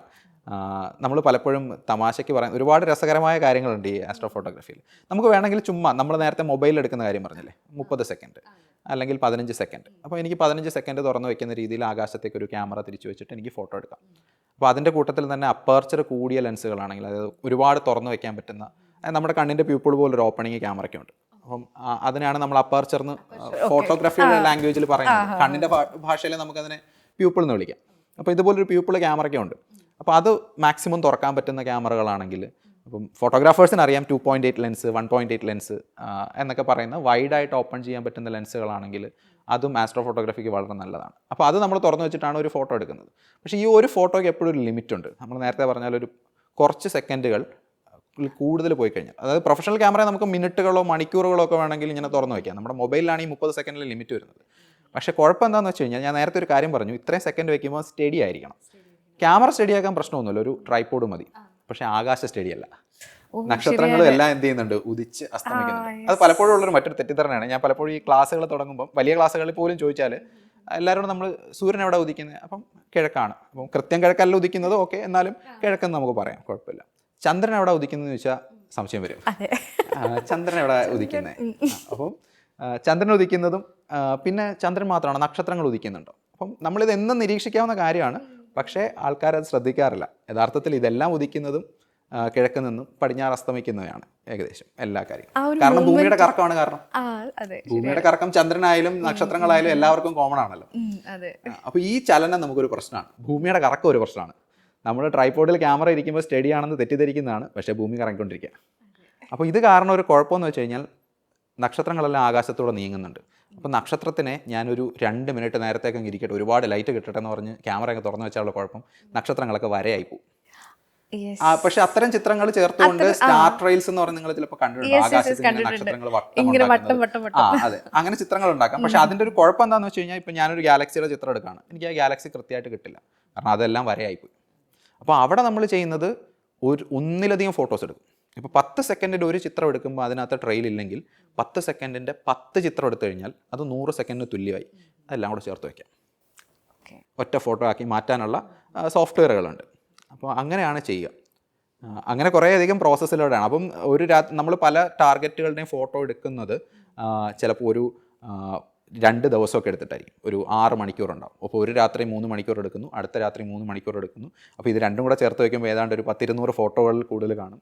അതും ട്രാക്കർ എന്ന് പറയുന്നൊരു ഡിവൈസ് ഉണ്ട്. അത് ഉപയോഗിച്ചില്ലെങ്കിൽ ഏതാണ്ട് 1000-2000 ഒക്കെ ഫോട്ടോസ് എടുത്തിട്ട് സ്റ്റാക്ക് ചെയ്യുന്ന ആൾക്കാരുണ്ട്. അപ്പോൾ അത്രയും പ്രോസസ്സിങ്ങിനുള്ള ക്ഷമ വേണം. ഇനി ഇതിലും രസമുള്ള വേറെ ചില സാധനങ്ങളുണ്ട്. നമ്മൾ പലപ്പോഴും പണ്ട് ഫോട്ടോഗ്രാഫേഴ്സിനെ കളിയാക്കുന്നൊരു സാധനമുണ്ട്. ഈ അഥവാ അബദ്ധത്തിനും കാണാൻ ക്യാമറ എടുത്തു കഴിഞ്ഞാൽ ക്യാമറയുടെ ലെൻസ് ക്യാപ്പ് വെച്ചിട്ട് ഫോട്ടോ എടുക്കാനായിട്ട് പിടിച്ച് കഴിയുമ്പോഴായിരിക്കും അറിയാം, പക്ഷെ നമ്മൾ കളിയാക്കും. പക്ഷേ ആസ്ട്രോ ഫോട്ടോഗ്രാഫിയിൽ നമ്മൾ അങ്ങനെ തന്നെ ഫോട്ടോ എടുക്കും. ലെൻസ് ക്യാപ്പ് അങ്ങ് അടച്ചു വെച്ചിട്ട് കുറച്ച് ഫോട്ടോസ് എടുക്കും. പെട്ടെന്ന് അതിൻ്റെ ഒരു ലോജിക്ക് മനസ്സിലായില്ല. സാധാരണ ഫോട്ടോഗ്രാഫിയിൽ അങ്ങനെ ചെയ്യില്ല. നമ്മളൊരു ഫോട്ടോ എടുത്തു കഴിഞ്ഞാൽ നമുക്ക് ബ്ലാക്ക് ആയിട്ടൊരു ഫോട്ടോ ആയിരിക്കും കിട്ടും. പക്ഷേ ഈ ബ്ലാക്ക് ഫോട്ടോ നിങ്ങൾ പണ്ടൊക്കെ ശ്രദ്ധിച്ചിട്ടുണ്ടെങ്കിൽ അറിയാം, അടുത്ത് സൂം ചെയ്ത് നോക്കിക്കഴിഞ്ഞാൽ അതിനകത്ത് ചില പിങ്ക്, റെഡ് അല്ലെങ്കിൽ ചില ഗ്രീനിഷ് കളറുകളൊക്കെ ഉണ്ടാവും. നമ്മൾ ഇപ്പോഴത്തെ മൊബൈൽ ക്യാമറകളിലില്ല, പഴയ മൊബൈൽ ക്യാമറ, ഇപ്പം മൊബൈൽ ക്യാമറയിൽ ഫോട്ടോ എടുത്താൽ അതിനകത്ത് കുറേ പ്രോസസ്സ് കഴിഞ്ഞിട്ടാണ് നമുക്ക് കിട്ടുക. നോയ്സ് റിഡക്ഷനൊക്കെ കഴിഞ്ഞിട്ടാണ്. ഈ നോയ്സ് റിഡക്ഷൻ കഴിയാത്തത് എടുത്തു കഴിഞ്ഞാൽ ഇതിന് അടച്ചു വെച്ചിട്ട് നമ്മൾ ഫോട്ടോ എടുത്തു കഴിഞ്ഞാൽ അതിനകത്ത് ചില കളറുകളുണ്ട്. കറക്റ്റ്. അപ്പോൾ പണ്ടെന്ന് പറയുന്നത് നെഗറ്റീവ് എനർജിയാണ്, പോസിറ്റീവ് എനർജിയാണ്, ഗോസ്റ്റ് ആണെന്നൊക്കെ പറഞ്ഞ് നിങ്ങൾ പിന്നെ എങ്ങനെയാണ് അടച്ചു വെച്ചിരുന്നതിനകത്ത് എവിടെ നിന്നാണ് ലൈറ്റ് വരുന്നത് എന്നൊക്കെ പണ്ട് പറയായിരുന്നു. അത് യഥാർത്ഥത്തിൽ സംഭവിക്കുന്നത് ഇതൊരു സെൻസറാണല്ലോ. അപ്പോൾ ഈ സെൻസറിലേക്ക് ചൂട് കാരണം ഒരുപാട് ഇലക്ട്രോൺസ് ഒക്കെ ജനറേറ്റ് ചെയ്തിട്ട്, അതായത് ചൂടെന്ന് പറയുമ്പം ആ സെൻസർ വർക്ക് ചെയ്യുമ്പോൾ തന്നെ ഒരു ടെമ്പറേച്ചറുണ്ട്. അപ്പോൾ നമ്മൾ സാധാരണ ഒരു ആംബിയൻ ടെമ്പറേച്ചർ എന്ന് പറഞ്ഞാൽ അതിനത് ചൂടാണ്. അപ്പോൾ അതിനകത്തു നിന്നുണ്ടാകുന്ന തെർമലി ജനറേറ്റഡ് ആയിട്ടുള്ള ആ ചൂട് കാരണം ഉണ്ടാകുന്ന കുറേ തെർമൽ നോയ്സ് എന്ന് തന്നെയാണ് അതിനെ വിളിക്കുക. ഈ നോയ്സ് ഉണ്ടാക്കുന്ന ചില കളറുകളാണ്. അത് ആസ്ട്രോ ഫോട്ടോഗ്രാഫിയിൽ അത് പ്രശ്നമാണ്. കാരണം ഇത്രയും ഫോട്ടോ നമ്മൾ സ്റ്റാക്ക് ചെയ്യുമ്പം നമ്മൾ ഡേറ്റ മാത്രമല്ല ഈ പറയുന്ന നോയ്സും കൂടെ നമ്മൾ ആഡ് ചെയ്തുകൊണ്ടിരിക്കും. അപ്പോൾ നമ്മൾ എന്ത് ചെയ്യുന്നു വെച്ച് കഴിഞ്ഞാൽ കുറേ അധികം അടച്ചു വെച്ചിട്ടുള്ള ഫോട്ടോസ് എടുത്തിട്ട് ഇത് റെഫറൻസ് ആയിട്ട് കൊടുക്കും, അതിനകത്തൊന്ന് സബ്ട്രാക്ട് ചെയ്യാൻ. അപ്പോൾ എൻ്റെ ഒറിജിനൽ എടുത്തതിനകത്ത് നോയ്സ് ഉണ്ട്, ഞാൻ നോയ്സ് മാത്രം എടുത്ത് വെച്ചിട്ടുണ്ട്, ഇതിനകത്തൊന്ന് സബ്ട്രാക്ട് ചെയ്ത് കഴിഞ്ഞാൽ ബാക്കി കിട്ടും. അങ്ങനെ കുറേയധികം ഇതിനെ പൊതുവിൽ കാലിബ്രേഷൻ ഫ്രെയിംസ് എന്നാണ് പറയുന്നത്. അങ്ങനെ പലതരത്തിലുള്ള ഫോട്ടോസ് എടുത്തിട്ടാണ് നമ്മൾ പലപ്പോഴും പറയും, ഒരു ആസ്ട്രോ ഫോട്ടോഗ്രാഫറുടെ ഒരു ഫോട്ടോ കണ്ടു കഴിഞ്ഞാൽ കഴിവതും ഒരു ലൈക്ക് ബഹുമാനിക്കാൻ പഠിക്കണം. എന്ന് വെച്ച് കഴിഞ്ഞാൽ ഓരോ ഫോട്ടോയും മിനിമം ഒരു 10 മണിക്കൂറിൻ്റെ പണിയിലാണ് മിക്കവാറും ഫോട്ടോസ് എല്ലാം. പ്രത്യേകിച്ച് നെബുല ഗാലക്സികൾ അങ്ങനെയുള്ളതെല്ലാം പുറത്തു വരുന്നത് മണിക്കൂറുകളുടെ ശ്രമഫലമായിട്ടാണ്. ശരത്ത് ഇങ്ങനെ ഫോളോ ചെയ്യുന്ന ഒരു astro photographers astro backyard എന്ന് പറയുന്ന ഒരു യൂട്യൂബ് ചാനലുണ്ട്. ഞാൻ അതാണ് കൂടുതൽ ഫോളോ ചെയ്തിട്ടുള്ളത്. പിന്നെ ഞാൻ റെഗുലർലി ഫോളോ ചെയ്യുന്നത് അങ്ങനെ കുറവാണ്. നമുക്ക് വേണ്ടുന്ന സമയത്ത് എന്തെങ്കിലും അറിയണമെങ്കിൽ ഗൂഗിൾ ചെയ്യുന്നു, സെർച്ച് ചെയ്ത് യൂട്യൂബിൽ നിന്ന് തന്നെ ഓർത്ത് വയ്ക്കുന്നത് കുറവാണ് ആൾക്കാരുടെ പേരുകൾ. പക്ഷേ ഇത് പഠിക്കാൻ ഈ പറഞ്ഞ പോലെ നമുക്ക് കോഴ്സിൻ്റെ ഒന്നും ആവശ്യമില്ല. പിന്നെ കോഴ്സ് എടുത്താലും പഠിക്കാൻ പറ്റില്ല എന്നുള്ളതാണ്. കാരണം ഒരു ദിവസം കൊണ്ട് നമുക്കിത് പഠിക്കാൻ പറ്റില്ല. നമ്മൾ കുറേശ്ശെ ഫോട്ടോ എടുത്ത് മാത്രമേ പഠിക്കാൻ പറ്റുള്ളൂ. അപ്പോൾ തുടക്കക്കാർക്ക് ഏറ്റവും കൂടുതൽ നമ്മളിപ്പോൾ ആസ്ട്രോ ഫോട്ടോഗ്രാഫി തുടങ്ങണമെന്ന് വിചാരിക്കുന്നു. അപ്പോൾ പെട്ടെന്ന് നമ്മൾ ക്യാമറ വേണം, ലെൻസ് വേണം, അപ്പം നമ്മുടെ കയ്യിൽ ചിലപ്പോൾ ഒരു ക്യാമറയും ലെൻസും ഒക്കെ മിക്കവാറും ആൾക്കാരുടെ കയ്യിലൊക്കെ ഇപ്പോൾ ഉണ്ടാവും. പക്ഷേ ഏത് ലെൻസ് വേണം, ഇങ്ങനെയുള്ള ചോദ്യങ്ങളുണ്ട്. ഇത്തിരി അപ്പർച്ചർ കൂടിയ ലെൻസ്. അപ്പോൾ നമ്മൾ അപ്പർച്ചർ കൂടിയ ലെൻസിലേക്ക് പോകുമ്പോൾ നമുക്കറിയാം വില ഏതാണ്ട് ലക്ഷത്തിൻ്റെ റേഞ്ചിലേക്ക് പോകും. അപ്പം പക്ഷേ എൻ്റെ ഒരു സജഷൻ എന്താണെന്ന് വെച്ച് കഴിഞ്ഞാൽ ഒരിക്കലും അങ്ങനെ തുടങ്ങരുത്. നമ്മൾ എക്യുപ്മെൻ്റ് എല്ലാം വാങ്ങിക്കൂട്ടിയിട്ട് ഫോട്ടോ എടുത്ത് തുടങ്ങാം എന്ന് വിചാരിക്കാതെ കയ്യിലുള്ള എക്യുപ്മെൻ്റ് എന്താണോ അതുപയോഗിച്ചുകൊണ്ട് ചെയ്യാൻ പറ്റുന്ന ആസ്ട്രോ ഫോട്ടോഗ്രാഫി ചെയ്ത് പോവുക. എന്നിട്ട് നമുക്ക് അപ്ഗ്രേഡ് വേണമെന്ന് തോന്നുമ്പോൾ മാത്രം അപ്ഗ്രേഡ് ചെയ്യാം. അതർവൈസ് അതൊരു നമുക്കെപ്പോഴും ആ പാഷൻ കീപ്പപ്പ് ചെയ്യണമെന്നില്ല. കാരണം ഇത് വളരെ ഡിഫിക്കൽട്ടി ഉള്ളൊരു സാധനമാണ്. കുറേ സമയം എടുക്കുന്ന, കുറേ ക്ഷമ വേണ്ടുന്ന. പിന്നെ രണ്ടാമത്തെ ഏറ്റവും വലിയ പ്രശ്നം നമ്മുടെ നാട്ടിലെ ആകാശമാണ്. നമുക്ക് ലൈറ്റ് പൊല്യൂഷൻ എന്ന് പറയുന്ന ഒരു വലിയ പ്രശ്നമുണ്ട്. സിറ്റിയിൽ താമസിക്കുന്നവർക്ക് എല്ലാവർക്കും അറിയാം, നമ്മളാകെ കാണുന്നത് ഒരു 10-20 നക്ഷത്രങ്ങളായിരിക്കും. ഗ്രാമപ്രദേശത്തോട്ട് വരുമ്പോൾ അത് 100-1000 ഒക്കെ ആയിട്ട് മാറും. അപ്പോൾ ആ ഒരു വ്യത്യാസം ഇമ്പോർട്ടൻ്റ് ആണ്. അപ്പോൾ ലൈറ്റ് പൊല്യൂഷൻ കുറഞ്ഞ സ്ഥലത്ത് നിന്ന് ഫോട്ടോ എടുക്കുക എന്നുള്ളത് എപ്പോഴും നമുക്ക് വേണ്ടുന്നതാണ്. അപ്പം പലപ്പോഴും ട്രാവൽ ചെയ്യേണ്ടി വരും, ക്യാമറയൊക്കെ കൊണ്ട് എവിടെയെങ്കിലും പോയി ഫോട്ടോ എടുക്കേണ്ടി വരും. അപ്പോൾ ഇതെല്ലാം മനസ്സിലുണ്ടാവണം, എന്നിട്ട് മാത്രമേ തുടങ്ങാവൂ. ശരിക്കും നമ്മുടെ ഇൻട്രസ്റ്റ് എന്ന് പറയുന്നത്, നമുക്ക് അതിനോടുള്ള ഒരു ഇഷ്ടം എന്ന് പറയുന്നത് മാറ്റേഴ്സ് അല്ലേ ശരിക്കും. ഇതിൻ്റെ ഒരു അത്രയും പേഷ്യൻസും ആവശ്യമാണ് ഇതിനോട് ചേർത്ത് വെച്ച് ചോദിക്കുകയാണ്. നമ്മുടെ കേരളത്തിൽ നമുക്ക് എടുക്കാൻ പറ്റുന്ന സ്ഥലങ്ങൾ, അതുപോലെയുള്ള സ്പേസുകളൊക്കെ അത് അങ്ങോട്ട് നമുക്ക് അവൈലബിൾ ആണോ? കേരളത്തിൽ ഒരുപാട് പ്ലേസസ് അവൈലബിൾ ആണ്. പ്രത്യേകിച്ച് ഒറ്റ കാര്യം ചിന്തിച്ചാൽ മതി, ലൈറ്റ് കുറവുള്ള സ്ഥലം. അപ്പം എന്തായാലും എറണാകുളം സിറ്റിയിൽ നിന്നോ കൊച്ചിയിൽ നിന്നോ ഒന്നും പറ്റില്ല, കൊച്ചിയോ ട്രിവാൻഡ്രോ ഒന്നും നമുക്ക് പറ്റില്ല. അപ്പം കൂടുതലും നമുക്ക് കുറച്ചുകൂടെ നമ്മുടെ തീരപ്രദേശങ്ങളെല്ലാം പൊതുവേ പൊല്യൂട്ടഡ് ആണ്. നമ്മുടെ ഹൈവേയും എല്ലാം പോകുന്ന തീരപ്രദേശം. അപ്പം മലയോര മേഖലകൾ മിക്കവാറും കേരളത്തിലെ എല്ലാ സ്ഥലങ്ങളും ആസ്ട്രോ ഫോട്ടോഗ്രാഫി പറ്റിയ സ്ഥലങ്ങളാണ്. അപ്പം ഉദാഹരണത്തിന് മൂന്നാർ അല്ലെങ്കിൽ വയനാട് നമ്മൾ പോകുന്നു. അപ്പം കൊല്ലത്തിൻ്റെ നോക്കുകയാണെങ്കിൽ നമ്മുടെ ചെങ്കോട്ട, ഒരു കുളത്തൂപ്പുഴ ബോർഡർ, അവിടെ എല്ലാം നല്ല നൈറ്റ് സ്കൈ കിട്ടുന്ന സ്ഥലങ്ങളാണ്. അവിടെ എല്ലാം പോയാൽ നമുക്ക് മിൽക്കി വേയുടെ ചിത്രങ്ങൾ എടുക്കാൻ പറ്റും.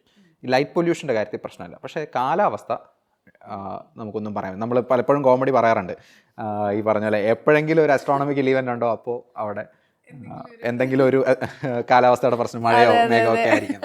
അപ്പം മഴ, മേഘം ഇതൊക്കെ ഒഴിവാക്കി കഴിഞ്ഞാൽ കേരളത്തിലെ മിക്കവാറും എല്ലാ മലയോര മേഖലകളും നല്ലതാണ്. എനിക്ക് സ്പെസിഫിക്കലി നന്നായിട്ട് തോന്നിയത് വയനാട്. മിക്കവാറും സ്ഥലങ്ങൾ വയനാട് കുറച്ചുകൂടെ മഞ്ഞ് കുറവുണ്ട്. മൂന്നാർ നല്ല സ്കൈ കിട്ടും, പക്ഷെ പെട്ടെന്ന് മഞ്ഞ് വരുന്നൊരു സ്ഥലമാണ്. അപ്പം വയനാട് നല്ലതാണ്. പിന്നീട് പർട്ടിക്കുലർലി നല്ല സ്ഥലം എന്ന് പറഞ്ഞു കഴിഞ്ഞാൽ നമ്മുടെ കണ്ണൂരിൻ്റെ വടക്ക് ഭാഗം, കണ്ണൂർ, കാസർഗോഡ്, പയ്യന്നൂർ അങ്ങോട്ടുള്ള ഭാഗങ്ങളുണ്ടല്ലോ, ആ ഭാഗത്ത് നല്ല ക്ലിയർ സ്കൈ കിട്ടുന്ന സ്ഥലങ്ങളാണ്. കാരണം എന്താണെന്ന് വെച്ച് കഴിഞ്ഞാൽ ഒരു തമിഴ്നാട് കാലാവസ്ഥ അവിടെ ഉണ്ട്, അല്ലെങ്കിൽ കർണാടക അവിടെ നിന്നുള്ള കാലാവസ്ഥ ഉള്ളതുകൊണ്ട് കുറച്ചുകൂടെ ഡ്രൈ ആണ്. അപ്പം രാത്രിയിൽ ഇത് മഞ്ഞ് വരാനുള്ള സാധ്യത അല്ലെങ്കിൽ ഫോഗ് ആവാനുള്ള സാധ്യത വളരെ കുറവാണ്. അപ്പം ആ സ്ഥലങ്ങളും നല്ലതാണ്. ആകെ ചെയ്യേണ്ട എത്ര ഉള്ളൂ, നമ്മൾ ഫോട്ടോഗ്രാഫർ ആണെങ്കിൽ കയ്യിൽ ക്യാമറ ഉണ്ടെങ്കിൽ ആകാശം ക്ലിയർ ആവുന്ന സമയത്ത് വെറുതെ ചിത്രങ്ങൾ എടുത്ത് നോക്കുക.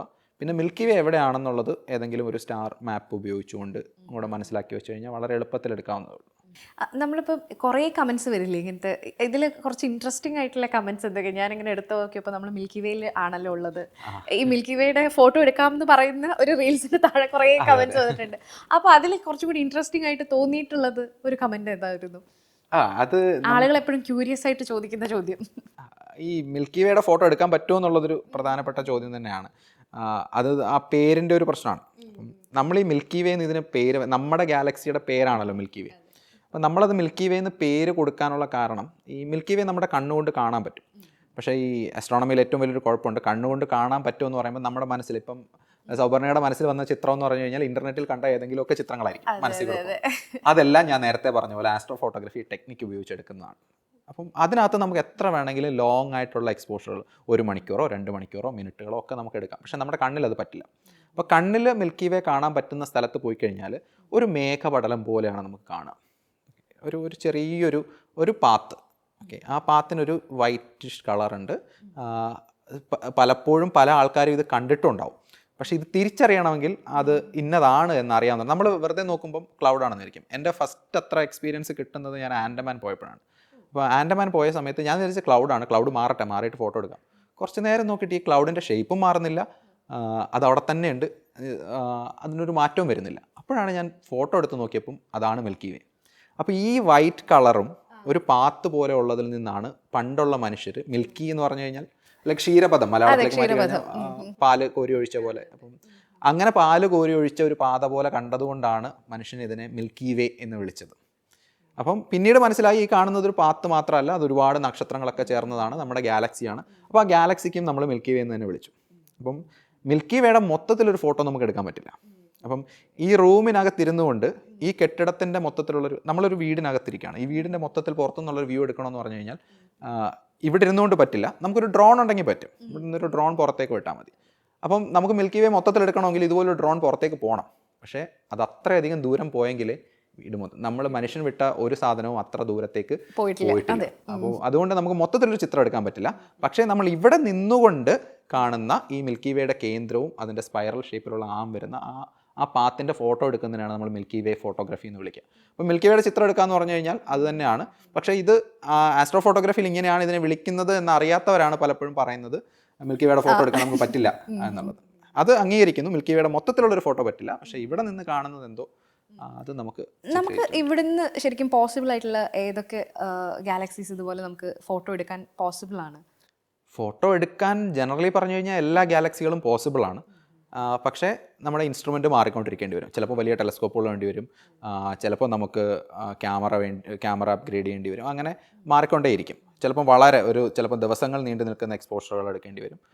അപ്പം നമ്മൾ ആകാശത്ത് കാണുന്ന, ഇപ്പോൾ നമുക്കറിയാവുന്ന എല്ലാ ഗാലക്സികളും ഭൂമിയിൽ നിന്ന് ചിത്രം എടുത്ത് തന്നെയാണ്, അല്ലെങ്കിൽ ഭൂമിയിൽ നിന്ന് നിരീക്ഷിച്ചാൽ തന്നെയാണ്, അല്ലെങ്കിൽ ഭൂമിയുടെ അന്തരീക്ഷത്തിന് ജസ്റ്റ് പുറത്ത് നമ്മുടെ 500 കിലോമീറ്റർ ഉയരത്തിൽ പോകുന്ന ഹബിളോ അങ്ങനെ എടുത്ത ചിത്രങ്ങളായിരിക്കും. അപ്പോൾ അതും നമുക്ക് ചിന്തിക്കുമ്പോൾ ഭൂമിയിൽ നിന്ന് തന്നെയെന്ന് പറയാം. അപ്പോൾ മിക്കവാറും എല്ലാം തന്നെ ഭൂമിയിൽ നിന്ന് കണ്ടെത്തിയിട്ടുള്ളതാണ് എന്ന് വെച്ചാൽ അതിൻ്റെ എല്ലാം ചിത്രം എടുക്കാമെന്നുള്ളതാണ്. പക്ഷേ എളുപ്പത്തിൽ എടുക്കാൻ പറ്റുന്ന ഗാലക്സി ചോദിക്കുകയാണെങ്കിൽ ആൻഡ്രോമിഡ എന്ന് പറയുന്ന നമ്മുടെ ഗാലക്സി ഉണ്ട്. ആൻഡ്രോമിഡ നമ്മുടെ ഏറ്റവും അടുത്തുള്ളതിലെ പ്രധാനപ്പെട്ട ഗാലക്സിയാണ്. ഏറ്റവും അടുത്തുള്ള വലിയ ഗാലക്സികളിലൊന്നാണ് ആൻഡ്രോമിഡ എന്ന് പറയുന്നത്. അതുകൊണ്ട് ബില്യൺ ഇയേഴ്സ് കഴിയുമ്പോൾ നമ്മളായിട്ട് കൂട്ടിയിടിക്കുന്ന, നമ്മളോട് അടുത്ത് വന്നുകൊണ്ടിരിക്കുന്ന ഒരു ഗാലക്സി കൂടിയാണ്. ഈ ആൻഡ്രോമിഡ നല്ല ഡാർക്ക് സ്കൈ കിട്ടുന്ന സ്ഥലത്ത് നമുക്ക് വളരെ ബെയർലി നമുക്ക് ഐഡൻറ്റിഫൈ ചെയ്യാൻ പറ്റും. ഒരു ചെറിയൊരു ക്ലൗഡ്, ഒരു പിഞ്ച് ഓഫ് ക്ലൗഡ് പോലെ സ്കൈയിൽ. അപ്പം നമ്മുടെ കണ്ണുകൊണ്ട് എത്ര ദൂരം കാണാൻ പറ്റുമെന്ന് ചോദിച്ചാൽ നമ്മൾ പറയും കിലോമീറ്റർ, അല്ലെങ്കിൽ ഒരു സിറ്റിയിൽ നിൽക്കുകയാണെങ്കിൽ ടെറസിന് മേളിൽ നിൽക്കുകയാണെങ്കിൽ മേ ബി 2 കിലോമീറ്റർ എന്നൊക്കെ പറയും. പക്ഷെ നമുക്ക് കാണാൻ പറ്റുന്നത് 2.5 മില്യൺ ലൈറ്റ് ഇയേഴ്സാണ്. അത്രയും ദൂരെയുള്ള ഈ ആൻഡ്രോമിഡ ആണ് നമ്മുടെ കണ്ണിൻ്റെ മാക്സിമം റേഞ്ച്. അപ്പോൾ ഈ ആൻഡ്രോമിഡ ആക്ച്വലി നമ്മുടെ ക്യാമറകളിൽ വളരെ എളുപ്പം പകർത്താൻ പറ്റുന്നതാണ്, നമ്മളോട് ഏറ്റവും അടുത്ത് നിൽക്കുന്നതുകൊണ്ട് പ്രത്യേകിച്ച്. ഈവൻ മൊബൈൽ ഫോണിൽ പോലും ആൻഡ്രോമിഡ നിൽക്കുന്ന ഭാഗത്തേക്ക് ക്യാമറ വെച്ചിട്ട് ഫോട്ടോ എടുത്തു കഴിഞ്ഞാൽ ഒന്ന് സൂം ചെയ്ത് നോക്കി കഴിഞ്ഞാൽ അതായത് നമ്മൾ ഇന്റർനെറ്റിൽ കാണുന്ന ചിത്രം പോലെ വിചാരിക്കരുത്, നമ്മുടെ കയ്യിൽ ഇരിക്കുന്ന ഒരു ബേസിക് ഒരു മൊബൈൽ ഫോണിൽ നിന്ന് എടുക്കുന്നതാണ്. അപ്പോൾ അതിൽ പോലും നമുക്ക് ആക്ച്വലി ആ ഗാലക്സി ഐഡൻറ്റിഫൈ ചെയ്യാൻ പറ്റും, അതിൻ്റെ ആ ഷേപ്പും ഒക്കെ നമുക്ക് മനസ്സിലാക്കാൻ പറ്റും. അത് നമുക്ക് മിക്കവാറും എല്ലാ സ്ഥലങ്ങളും, ഇരുണ്ട സ്കൈ ഉള്ള സ്ഥലങ്ങളിൽ നിന്നെല്ലാം നമുക്കത് പകർത്താൻ പറ്റുന്നതാണ്. അതുപോലെയാണ് ഈ സെലസ്റ്റിയൽ ബോഡീസിൻ്റെ ഫോട്ടോസൊക്കെ നമുക്ക് ചിലപ്പോൾ ആളുകൾ കിട്ടി എന്ന് പറഞ്ഞിട്ട്, അതുപോലെ തന്നെ ഒരുപാടുണ്ടല്ലോ ഈ ഒബ്ജക്റ്റും ബോഡിയും സെലസ്റ്റിയൽ ഒരു സ്പേസിൽ വരുന്ന സമയത്ത് രണ്ടർത്ഥത്തിലാണ് ഉപയോഗിക്കുക എന്നൊക്കെ കേട്ടിട്ടുണ്ട്. അപ്പോൾ ഈ സെലസ്റ്റിയൽ ബോഡീസിനെ കുറിച്ചിട്ടൊന്ന് പറയുമോ? നമ്മൾ മെറ്റോയിഡ് ഷവറും എല്ലാം കാണാൻ വേണ്ടിയിട്ട് പോവാറുണ്ട്, നമ്മൾ അത് ഇന്ന സമയത്ത് വരും എന്നൊക്കെ പറഞ്ഞിട്ട് നമ്മൾ വെയിറ്റ് ചെയ്ത കുറേ സമയങ്ങളൊക്കെ ഉണ്ട്. അപ്പോൾ അതിനെക്കുറിച്ചിട്ട് കുറേ പേര് അതുമായിട്ട് കണക്ട് ചെയ്തിട്ട് കുറേ ധാരണകൾ വയ്ക്കും. ഇപ്പം കണ്ടു കഴിഞ്ഞിട്ടുണ്ടെങ്കിൽ നമ്മൾ അതിനെ വിശ്വാസമായിട്ട് കണക്ട് ചെയ്യുന്ന ആളുകളുണ്ട്. സോ അതിന് ഭയങ്കര ഒരു ഇൻട്രസ്റ്റിംഗ് ഏരിയ ആണ്. അതിനെ കുറിച്ചിട്ടൊന്ന് പറയും. ഈ ജ്യോതിശാസ്ത്രം പൊതുവേ ഉള്ളൊരു പ്രശ്നം ഒരുപാട് വിശ്വാസങ്ങളുമായിട്ടും അന്ധവിശ്വാസങ്ങളായിട്ടൊക്കെ കണക്റ്റഡ് ആണ്. ഇപ്പം മിറ്റിയറിൻ്റെ ഒക്കെ, അതായത് ഉൽക്കാവർഷം എന്ന് പറയുന്നുണ്ട്. അപ്പം ഒരു 2 വർഷം മുമ്പാണെന്ന് തോന്നുന്നു, 2023 തോന്നുന്നു, ഒരു പേഴ്സിഡ് എന്ന് പറയുന്ന ഒരു മിറ്റിയർ ഷവർ. ഈ മിറ്റിയർ ഷവർ എല്ലാ വർഷവും നടക്കുന്ന കാര്യമാണ്. അപ്പം ഈ മാസം ഓഗസ്റ്റിലുണ്ടെങ്കിൽ അടുത്ത വർഷം ഏതാണ്ട് ഓഗസ്റ്റിലുണ്ടാവും. അതൊരു പുതിയ സംഭവമല്ല. പക്ഷെ കേരളത്തിൽ ഒരു റീല്, അതായത് വിക്ടേഴ്സിലൊരു ഇൻ്റർവ്യൂ, അശ്വിൻ ശേഖർ എന്ന് പറയുന്ന ഒരു സയൻറ്റിസ്റ്റ് കൊടുത്തൊരു ഇൻ്റർവ്യൂവിൻ്റെ ഒരു ബൈറ്റ് വൈറലായി. ആ വൈറലായതിനു ശേഷം എല്ലാ കണ്ടന്റ് ക്രിയേറ്റേഴ്സും ഇത് ഏറ്റെടുക്കുകയും പേഴ്സിഡ് മിറ്റിയർ ഷവർ കാണാം എന്ന് പറഞ്ഞ് ഒരുപാട് റീൽസ് വരികയും ചെയ്തു. പക്ഷേ എന്ത് പറ്റിയെന്ന് വെച്ച് കഴിഞ്ഞാൽ സൂക്ഷ്മം പോലെ അന്ന് നമുക്ക് കേരളം ഓൾമോസ്റ്റ് എല്ലായിടത്തും ക്ലൗഡായിരുന്നു. അപ്പം അന്ന് എനിക്ക് ഭാഗ്യത്തിന് ഞങ്ങളിങ്ങനെ രാത്രിയിൽ നോക്കിയിരുന്നിട്ട് ഈ കുളത്തൂപ്പുഴ ഭാഗത്ത് സ്കൈ ക്ലിയർ ആണെന്ന് നമുക്ക് ഈ ലൈവായിട്ട് സ്കൈയുടെ മാപ്പ് കിട്ടും. നമ്മുടെ IMDയുടെ സൈറ്റിൽ നമുക്ക് എല്ലാവർക്കും നോക്കാം ക്ലൗഡ് എവിടെ നിൽക്കുന്നു എന്നുള്ളതിൻ്റെ സാറ്റലൈറ്റ് പിക്ചർ കിട്ടും. അപ്പോൾ അങ്ങനെ ഇവിടെ ക്ലിയർ ആയിരിക്കും എന്ന് പറഞ്ഞ് പോയിട്ട് മിറ്റിയർ ഷവറിൻ്റെ കുറച്ച് ചിത്രങ്ങൾ എടുക്കാൻ പറ്റിയിട്ടുണ്ടായിരുന്നു. അപ്പോൾ ഈ മിറ്റിയർ ഷവർ നമ്മുടെ അന്തരീക്ഷത്തിൽ കത്തിപ്പോകുന്ന പാറക്കഷ്ണങ്ങളാണ് പ്രധാനമായിട്ടും.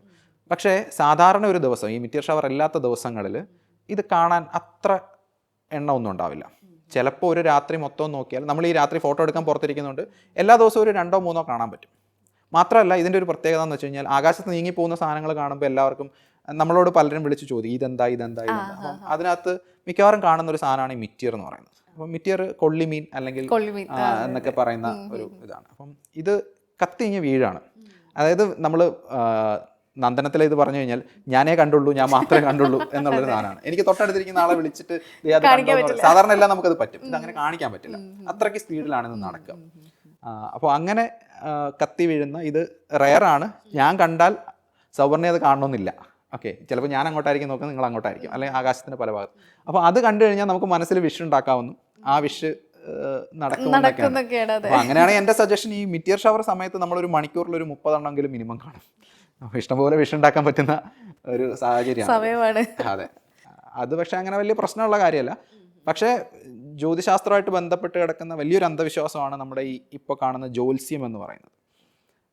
ഞാൻ നേരത്തെ പറഞ്ഞല്ലോ, തുടങ്ങിയപ്പോൾ പറഞ്ഞല്ലോ, നമ്മൾ കാണുന്ന ജന്മനക്ഷത്രങ്ങൾ, അതേപോലെ നമ്മുടെ സോഡിയാക് സയൻസ്, നമ്മുടെ ചിങ്ങം, കന്നി, തുലാം അല്ലെങ്കിൽ ലിയോ, ലിബ്ര എന്ന് പറഞ്ഞു പോകുന്ന ഇംഗ്ലീഷിൽ പറഞ്ഞാൽ, ഇതെല്ലാം ആകാശത്തുണ്ട്.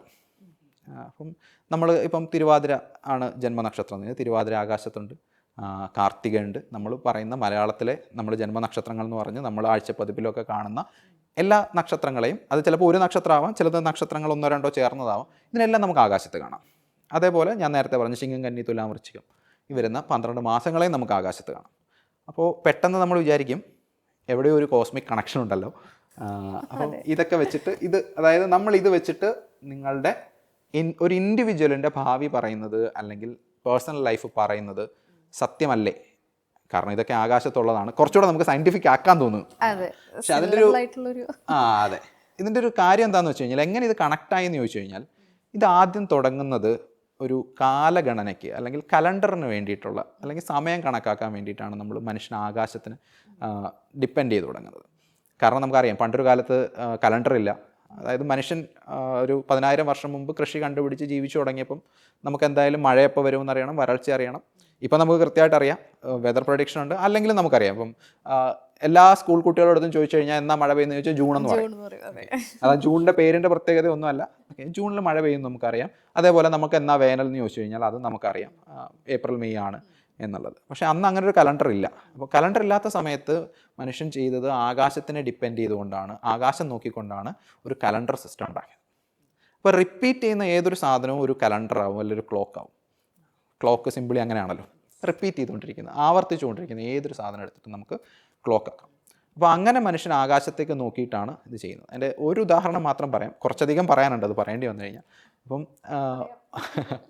അപ്പം ചന്ദ്രൻ്റെ ഒരു ഉദാഹരണം എടുക്കാം. നമ്മുടെ ജന്മനക്ഷത്രം എങ്ങനെയാണ് വന്നത്? ഇപ്പം കാണുന്ന മിക്കവാറും എല്ലാവർക്കും ഒരു ജന്മനക്ഷത്രം.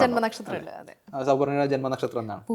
പൂയം. അപ്പം പൂയം എന്ന് പറയുന്നത് എവിടുന്ന് വന്നു എന്നൊന്നും അറിയില്ല. നമുക്കൊരു നക്ഷത്രമുണ്ട്, ഞാൻ ജനിച്ചപ്പോൾ ഇതാണ് നിങ്ങളുടെ നക്ഷത്രം, നമ്മൾ വല്ല വഴിപാടൊക്കെ ചെയ്യണമെങ്കിൽ ഇന്ന പൂയം നക്ഷത്രം എന്ന് പറഞ്ഞ് കൊടുക്കുന്നു എന്നതിനപ്പുറം എനിക്ക് ഇതെന്താണെന്ന് അറിയില്ല. അപ്പോൾ ഇത് എന്താണെന്ന് വെച്ച് കഴിഞ്ഞാൽ, ഈ ചന്ദ്രൻ ആകാശത്തുകൂടി ഇങ്ങനെ മൂവ് ചെയ്യുന്നുണ്ട്. ഉദിച്ചസ്തമിക്കുന്നതിനോടൊപ്പം ആകാശത്ത് ഭൂമിക്ക് ചുറ്റും 27 ദിവസം കൊണ്ട് കറങ്ങുന്നതുകൊണ്ട് ആകാശത്തൂടെ 27 ദിവസത്തിൽ ഇതിന് മാറുന്നുണ്ട്. അപ്പം എല്ലാ ദിവസവും, ഇന്ന് ഞാൻ വൈകിട്ട് 7 മണിക്ക് ചന്ദ്രനെ വൈകുന്നേരം കണ്ടു എന്ന് വിചാരിക്കാം. നാളെ അതേ സമയത്ത് അതേ സ്ഥലത്തുനിന്ന് ഞാൻ പോയി നോക്കി കഴിഞ്ഞാൽ ചന്ദ്രൻ അവിടെ കാണുന്നില്ല, അവിടുന്ന് കുറച്ചൊന്ന് മാറിയിട്ടുണ്ടാവും. അതിനടുത്ത ദിവസം വീണ്ടും മാറും. അപ്പോൾ ഇങ്ങനെ മാറി മാറി മാറി 27 ദിവസം കഴിഞ്ഞ് 28ാമത്തെ ദിവസം വീണ്ടും പഴയ സ്ഥലത്ത് വരും. അപ്പോൾ ഈ പോയ വഴിയുണ്ടല്ലോ, ഈ വഴിയിൽ എനിക്ക് 27 നക്ഷത്രങ്ങളെ കണ്ടുപിടിക്കാം. അപ്പോൾ അതിൽ ചന്ദ്രൻ ആരുടെ കൂടെ നിൽക്കുന്നു അതാണ് ജന്മനക്ഷത്രം. അതായത് സൗവർണ്ണയുടെ ജന്മനക്ഷത്രം പൂയമാണെന്ന് പറഞ്ഞാൽ അതിനർത്ഥം സൗവർണിക ജനിച്ച ദിവസം ചന്ദ്രൻ നിന്നത് പൂയം എന്ന് പറയുന്ന നക്ഷത്രത്തിനടുത്താണെന്ന് മാത്രമേ അർത്ഥമുള്ളൂ. അപ്പോൾ ഇതിൻ്റെ ഒരു ഗുണം എന്താണ്? 27 ദിവസം കഴിഞ്ഞ് 28ാമത്തെ ദിവസം ആകുമ്പോൾ വീണ്ടും തിരിച്ചവിടെ വന്നു, 28 ദിവസം പ്രായമായി എന്ന് പറയാം. ഓക്കെ, ഇതുമായിട്ട് ബന്ധപ്പെട്ട് പണ്ടൊരു ചടങ്ങുണ്ട്. ഇപ്പം നമ്മൾ ഈ 28 കെട്ട്, നൂലുകെട്ട് എന്നൊക്കെ പറയുന്നത് ഒരു അസ്ട്രോണമിക്കൽ കണക്ഷൻ ഉണ്ട്, അല്ലെങ്കിൽ ഏജ് കാൽക്കുലേഷനുമായിട്ടൊരു കണക്ഷൻ ഉണ്ട്. അതായത് പൂയത്തിൽ ജനിച്ച ആൾ വീണ്ടും പൂയത്തിൽ വരുന്നെന്നാണ് ചരട് കെട്ടുന്നത്. പണ്ട് എന്ത് ചെയ്യുന്നത് വെച്ച് കഴിഞ്ഞാൽ ഈ ചരട് ഇത്തിരി ഒന്ന് നീട്ടിയിടും, എന്നിട്ട് ഓരോ 28 ദിവസം ആകുമ്പോഴും ഓരോ കെട്ടിടും അതിനകത്ത്.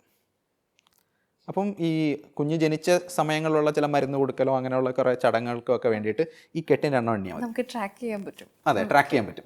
പക്ഷെ വെറുതെ ഒന്ന് ആലോചിച്ച് നോക്കുക, നിങ്ങൾ 18 വയസ്സായി, എനിക്കിപ്പോൾ കല്യാണം കഴിക്കണമെന്ന് പറഞ്ഞിട്ട് നിങ്ങൾ ചെയ്യണമെങ്കിൽ ഒരു വലിയൊരു കേബിളുമായിട്ട് പോകണം. അപ്പം അത് ഇമ്പോസിബിൾ ആണ്. കാരണം ചന്ദ്രനെ മാത്രം ഉപയോഗിച്ചുകൊണ്ട് നമുക്ക് അത്രയും ലോങ് പീരീഡ് പറ്റില്ല.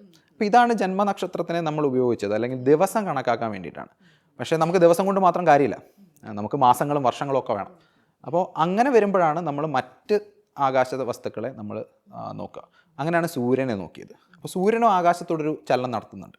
സൂര്യൻ യഥാർത്ഥത്തിൽ ചലിക്കുന്നതല്ല, ഭൂമി ചുറ്റിക്കറങ്ങുന്നതാണ്. പക്ഷെ അന്ന് അതറിയില്ല. ഓക്കെ, പക്ഷേ കാൽക്കുലേഷനകത്ത് ഇത് പ്രശ്നമൊന്നും വരുത്തുന്നില്ല. അപ്പം സൂര്യൻ എവിടെ നിൽക്കുന്നു, സൂര്യൻ പോകുന്ന ആ പാത്തിനെ, ചന്ദ്രൻ പോകുന്നതിനെ നമ്മൾ 27ആയിട്ട് ഡിവൈഡ് ചെയ്യുന്നുണ്ടെങ്കിൽ സൂര്യൻ പോകുന്നതിനെ 12ആയിട്ട് ഡിവൈഡ് ചെയ്തു. അങ്ങനെ 12 പേർക്ക് ഓരോ പേരും കൊടുത്തു. അതാണ് നമ്മുടെ ചിങ്ങം കന്നി. അപ്പോൾ 12 എന്ന് വെച്ചാൽ 365 ദിവസം കൊണ്ടാണല്ലോ ഇതിലൂടെ പോവുക. അപ്പോൾ ഒരെണ്ണത്തിനകത്ത് ശരാശരി 30 ദിവസം ഉണ്ടാവും. അപ്പം 365 എന്ന് പറഞ്ഞാൽ അന്ന് കണക്ക് കൂട്ടിയത് 360 എന്നാണ്. അപ്പം അതുകൊണ്ടാണ് ആക്ച്വലി പണ്ട് മനുഷ്യൻ ഒരു വർഷം എന്ന് പറയുന്നത് 360 ദിവസം ഒന്ന് കണക്ക് കൂട്ടിയത് കൊണ്ടാണ് നമ്മൾ ഈ സർക്കിൾ 360 ഡിഗ്രി ആണല്ലോ, ഇതിനങ്ങനെ ഒരു കണക്ഷൻ ഉണ്ട് ആക്ച്വലി. പക്ഷേ ഇപ്പം നമുക്കറിയാതെ കുറച്ചുകൂടെ കറക്റ്റ് ആയിട്ടുണ്ട്, അല്ലെങ്കിൽ 5 ദിവസം കൂടെ അധികം ഉണ്ട് എന്നൊക്കെ നമ്മൾ മനസ്സിലാക്കിയിട്ടുണ്ട്. അപ്പോൾ ഈ 360 പോകുന്ന ആ പാത്തിനെ നമ്മൾ 12ആയിട്ട് ഡിവൈഡ് ചെയ്ത് കഴിഞ്ഞാൽ ഓരോന്നും 30 വരും. ആ ഓരോ ഭാഗവും തിരിച്ചറിയാൻ നമുക്ക് നമ്പർ ഇടാൻ പറ്റില്ല. ക്ലോക്ക് നമ്മൾ ഇങ്ങനെ തന്നെയാണ് ഡിവൈഡ് ചെയ്തേക്കുന്നത് 12ആയിട്ട്. പക്ഷെ നമുക്ക് 1 2 3 എഴുതി വയ്ക്കാം. പക്ഷേ ആകാശത്ത് അത് പറ്റില്ല. അപ്പോൾ നമ്മളവിടെ ഈ പറഞ്ഞ നക്ഷത്ര ഗണങ്ങളെ കണ്ടെത്തി. അതാണ് നമ്മുടെ ചിങ്ങം കന്നി തുലാം വൃശ്ചികം. അപ്പോൾ സൂര്യൻ എവിടെ നിൽക്കുന്നു, അതാണ് നമ്മുടെ മാസം. ഓക്കെ, അതിന് ഏറ്റവും നല്ല ഉദാഹരണം പറഞ്ഞു കഴിഞ്ഞാൽ നമ്മുടെ സ്കൂൾ തുറക്കുന്ന സമയത്തെ മഴയുടെ പേര് ഇടവപ്പാതി എന്നാണ്. പിന്നെ നമ്മൾ രണ്ടാമത്തെ തന്നെ നമ്മൾ തുലാവർഷം എന്ന് പറയും, കേരളത്തിൽ അറിയപ്പെടുന്നത് എങ്ങനെയാണ്. അപ്പം അതിനെ ഇടവപ്പാതി എന്ന് വിളിക്കാനുള്ള കാരണം, ഇടവത്തിന്റെ പാതി എന്ന് പറഞ്ഞാൽ ഹാഫ് എന്ന് വെച്ചാൽ സൂര്യൻ നിൽക്കുന്നത് ഇടവത്തിന്റെ നടുക്കാണ്. ആ സമയം വരുമ്പോഴാണ് നമ്മുടെ ജൂണും അതിൻ്റെ കൂടെ കോയിൻസൈഡ് ചെയ്യും. ഓക്കെ, അപ്പോൾ അത് വെച്ചിട്ടാണ് നമ്മൾ മാസങ്ങൾ പറയുന്നത്. അപ്പം സാധാരണ രീതിയിൽ ഒരാളുടെ പിറന്നാൾ ആഘോഷിക്കാനായാലും കാലാവസ്ഥ പറയാനായി ഇപ്പോൾ ഇടവപ്പാതി തുലാവർഷം ഏറ്റവും നല്ല ഉദാഹരണമാണ്. അപ്പം നമുക്ക് ഇത്രയും മതി. പക്ഷേ ലോങ് പീരീഡിലേക്കുള്ള, അപ്പം ഒരാളുടെ ലൈഫ് ഒരു 30 വയസ്സ് അല്ലെങ്കിൽ 40 വയസ്സൊക്കെ വരെ ഉള്ളത് നമുക്ക് നോക്കണം എന്നുണ്ടെങ്കിൽ നമുക്കിത് മാത്രം പോരാ, സൂര്യനെ മാത്രം പറ്റില്ല. അപ്പോൾ വീണ്ടും സ്ലോയിൽ പോകുന്ന വേറെ ആരെങ്കിലും വേണം. അതിങ്ങനെ ചിന്തിച്ചാൽ മതി. ക്ലോക്കിൽ നമ്മൾ സെക്കൻഡ് സൂചി മാത്രം വെച്ചിട്ട് ഒരു ദിവസം മൊത്തം വേണമെങ്കിൽ ട്രാക്ക് ചെയ്യാം. പക്ഷെ ഒരു മിനിറ്റ് കഴിയുമ്പോഴേ നിങ്ങൾ 61 62 എണ്ണി തുടങ്ങണം. ഒരു മണിക്കൂറാകുമ്പോൾ തന്നെ 3600 സെക്കൻഡായി. പറ്റില്ല. അപ്പോൾ നമ്മൾ സ്ലോവർ ആയിട്ടുള്ള ഒരാളെ കണ്ടുപിടിച്ചു, അതാണ് മിനിറ്റ്. ഇനി വീണ്ടും സ്ലോവർ ആയിട്ടുള്ള ഒരാളുണ്ടെങ്കിൽ അവർ വരുള്ളൂ. അപ്പോൾ ഇതേപോലെ ആകാശത്ത് നമുക്ക് നമ്മൾ വ്യാഴത്തിനെ കണ്ടുപിടിച്ചു. അപ്പം വ്യാഴം ആകാശത്തോട് ഇങ്ങനെ ചലിക്കുന്നുണ്ട്, സൂര്യനെ ചുറ്റി കറങ്ങുന്ന വഴി. അപ്പം ഈ 12 പേരിൽ കൂടി തന്നെ വ്യാഴവും കറങ്ങുന്നുണ്ടല്ലോ. അപ്പോൾ വ്യാഴം ഇങ്ങനെ ഒരു വട്ടം കറങ്ങി വരാനുള്ള സമയത്തിനാണ് നമ്മൾ വ്യാഴവട്ടക്കാലം എന്ന് വിളിക്കുക. അത് 12 വർഷമാണ്. അപ്പോൾ ഇത് ഓരോന്നിനും ഓരോ വർഷം വെച്ച് കാണും. അപ്പം ഇന്ന് എവിടെ നിൽക്കുന്നു എന്ന് നോക്കുക. കുറേ കാലം കഴിഞ്ഞ് ഇത് വേറൊരു സ്ഥലത്തെത്തിയിട്ടുണ്ടോ. ഇപ്പം നമ്പർ പറഞ്ഞാൽ കുറച്ചുകൂടെ എളുപ്പമായിരിക്കും. 2-ൽ നിൽക്കുന്നു എന്ന് വിചാരിക്കുക. കുറച്ച് നാൾ കഴിഞ്ഞിട്ട് അത് 10-ലെത്തി എന്ന് വിചാരിക്കുക. എന്ന് വെച്ചാൽ അതിൻ്റെ ഡിഫറൻസ് എടുത്താൽ മതിയല്ലേ, 8 വർഷം. പക്ഷേ അവിടെ നമ്പറില്ല, നക്ഷത്രഗണങ്ങൾ ചിങ്ങം കന്നി തുലാമാണെന്ന് മാത്രം. അപ്പം ഇതിങ്ങനെ പ്ലാനറ്റ്സിൻ്റെ സ്ഥാനം കൃത്യമായിട്ട് ട്രാക്ക് ചെയ്ത് കഴിഞ്ഞാൽ, അതൊരു ടേബിളൊക്കെ ആയിട്ട് വരച്ചു വെച്ച് കഴിഞ്ഞാൽ എനിക്ക് എന്ത് ചെയ്യാം, കാലഗണന നടക്കും. അപ്പം ഞാൻ ജനിക്കുന്ന സമയത്ത്, അല്ലെ സൗവർണിക ജനിക്കുന്ന സമയത്ത് ഇതുപോലൊരെണ്ണം വരച്ചു വെച്ച് കഴിഞ്ഞാൽ ആ വരച്ച സാധനവും ഇന്നത്തേതും കൂടെ നോക്കി കഴിഞ്ഞാൽ സൗവർണിക്ക് എത്ര വയസ്സുണ്ടെന്ന് എനിക്ക് പറയാൻ പറ്റും. ഇല്ലെങ്കിൽ അന്നും ഇതുപോലെ വിവാഹം കഴിക്കാൻ ഒരു പ്രായം ഉണ്ടെന്ന് വിചാരിക്കുക. അപ്പം ആയോ എന്നറിയാൻ വേണ്ടിയിട്ട് ബർത്ത് സർട്ടിഫിക്കറ്റ് ഇതാണ്, ഡേറ്റ് ഓഫ് ബർത്ത് അറിയാൻ വേണ്ടിയിട്ടുള്ള ബർത്ത് സർട്ടിഫിക്കറ്റ് ഇതാണ്. അപ്പം പക്ഷേ ഇതിൻ്റെ ഒരു ഇങ്ങനെ വരച്ചു വെക്കുന്നതാണ്. ഇത് പല രീതിയിൽ വരച്ചു വെക്കാം. നമുക്ക് വേണമെങ്കിൽ ഒരു ടേബിൾ എഴുതി വെക്കാം, സൂര്യൻ ഇതിനടുത്ത് നിൽക്കുന്നു. നമ്മൾ ടേബിളായിട്ട് സ്കൂളിലൊക്കെ എഴുതുന്ന പോലെ, അല്ലെങ്കിൽ സർക്കിളിൽ വരച്ചു വെക്കാം. ഇതിൻ്റെ ഏറ്റവും പോപ്പുലർ സാധനമാണ് നമ്മൾ ആ സ്ക്വയറിൽ കാണുന്ന ഗ്രഹനില. അതിൻ്റെ പേരും കറക്റ്റാണ് കേട്ടോ, ഗ്രഹനില, പ്ലാനറ്റ്സിന്റെ പൊസിഷൻ. പക്ഷെ ഒരു ചെറിയ പ്രശ്നമുണ്ട്. അന്നത്തെ കാലത്ത് മനുഷ്യൻ ഗ്രഹങ്ങൾ എന്ന് വിചാരിച്ചിരുന്നതിനകത്ത് ചന്ദ്രനുണ്ട്, സൂര്യനുണ്ട്, ഇതൊക്കെ വരുന്നേ ഉള്ളൂ. പക്ഷെ അവരന്ന് ഉദ്ദേശിച്ചിരുന്നത് നക്ഷത്രങ്ങളെല്ലാം ഫിക്സ്ഡ് ആയിട്ട് നിൽക്കുകയും അതിൻ്റെ മുന്നിലൂടെ സഞ്ചരിച്ച് പോകുന്ന എല്ലാത്തിനെയും അവർ ഗ്രഹങ്ങളെന്ന് വിളിച്ചു എന്നേ ഉള്ളൂ. അപ്പം അന്നത്തെ ഡെഫിനേഷനിൽ അത് തെറ്റൊന്നുമല്ല. പക്ഷേ അങ്ങനെയാണ് അവരെല്ലാം ഗ്രഹമായതും. ആ ഗ്രഹനില വെച്ചിട്ടാണ് നമുക്ക് ഏജ് പറയാൻ പറ്റും. അങ്ങനെ ഇത്തരം കാര്യങ്ങൾ, എത്ര വയസ്സായി, കാലാവസ്ഥ പ്രഡിക്റ്റിങ്, അവിടെ ഒരു പ്രഡിക്റ്റിംഗ് ഉണ്ട് കേട്ടോ, അത് ശ്രദ്ധിക്കണം. എനിക്ക് എന്ന് മഴ പെയ്യുമെന്ന് പറയാൻ പറ്റും. ഓക്കെ, അപ്പം ഞാനിത് പ്രാക്ടീസ് ചെയ്യുന്ന ഒരാളാണെന്ന് വെറുതെ വിചാരിക്കുക. എനിക്ക് കലണ്ടർ ഒന്നും ഇല്ലെന്ന് വിചാരിക്കുക. ഞാൻ പറയാണ് ഇന്ന സമയത്ത് മഴ പെയ്യും, ആ സമയത്ത് ഇന്ന പ്രിക്കോഷൻസ് എടുക്കൂ. ഓക്കെ, അപ്പം നിങ്ങൾ എന്നിൽ വിശ്വസിക്കാൻ തുടങ്ങും. എനിക്ക് മഴ വരെ പ്രഡിക്റ്റ് ചെയ്യാൻ പറ്റും, പിന്നെ നിങ്ങളുടെ ലൈവാണോ പാട്. അപ്പം ഈ ഒരു കണക്ഷൻ വന്നിടത്താണ് നമ്മൾ ഇത് പ്യുവർ സയൻസിൽ നിന്നും ഈ സ്യൂഡോ സയൻസിലേക്ക് മാറുന്നത്. അപ്പോൾ അവിടെ നമുക്ക് ഞാൻ പേഴ്സണൽ ലൈഫിൽ ഇത് മാത്രമല്ല, കാലാവസ്ഥ ശരിയാണ്, നിങ്ങൾ 2-3 വർഷം കഴിയുമ്പോൾ മനസ്സിലാവും ഇവനിത് കൃത്യമായിട്ട് ഇങ്ങനെ പറയുന്നതാണ് എന്ന് ചിലപ്പോൾ മനസ്സിലായേക്കാം. പക്ഷേ കുറച്ച് കാലം കഴിയുമ്പം എനിക്ക് എക്ലിപ്സുകൾ പ്രഡിക്റ്റ് ചെയ്യാൻ പറ്റും. കുറച്ചുകൂടെ ജ്യോതിശാസ്ത്ര ധാരണ ഉണ്ടെങ്കിൽ ഇതൊക്കെ എവിടെ വരുമെന്ന് നോക്കിയിട്ട് ഇന്ന സമയത്ത് എക്ലിപ്സ് ഉണ്ടാവും എന്ന് പറഞ്ഞു കഴിഞ്ഞാൽ അതും സംഭവിക്കുന്നു. എക്ലിപ്സ് ഒക്കെ വളരെ റയറാണ്. നമ്മൾ അതും ടോട്ടൽ സോളാർ എക്ലിപ്സ് ഒക്കെ എന്ന് വെച്ച് കഴിഞ്ഞാൽ കുറച്ച് സമയത്തേക്ക് സൂര്യൻ ഇല്ലാണ്ടാവുകയാണ്. വളരെയധികം പേടിപ്പിക്കുന്ന സാധനം കൂടിയാണ്. പക്ഷേ അതും എനിക്ക് പ്രഡിക്റ്റ് ചെയ്യാൻ പറ്റുമെന്ന് പറഞ്ഞു കഴിഞ്ഞാൽ എനിക്കൊരു പ്രഡിക്റ്റീവ് നേച്ചർ നിങ്ങളെല്ലാവരും അസ്യൂം ചെയ്തു. ഓക്കെ, അപ്പോൾ ഞാൻ പേഴ്സണൽ ലൈഫുകളും പ്രഡിക്റ്റ് ചെയ്ത് തുടങ്ങുന്നിടത്താണ് ഈ പ്രശ്നം. അപ്പം ആകാശത്തിലെ ജ്യോതിശാസ്ത്ര വസ്തുക്കളെല്ലാം മനുഷ്യനെ സ്വാധീനിക്കുന്നുണ്ട്, പക്ഷേ മനുഷ്യരെ മൊത്തത്തിലാണ്.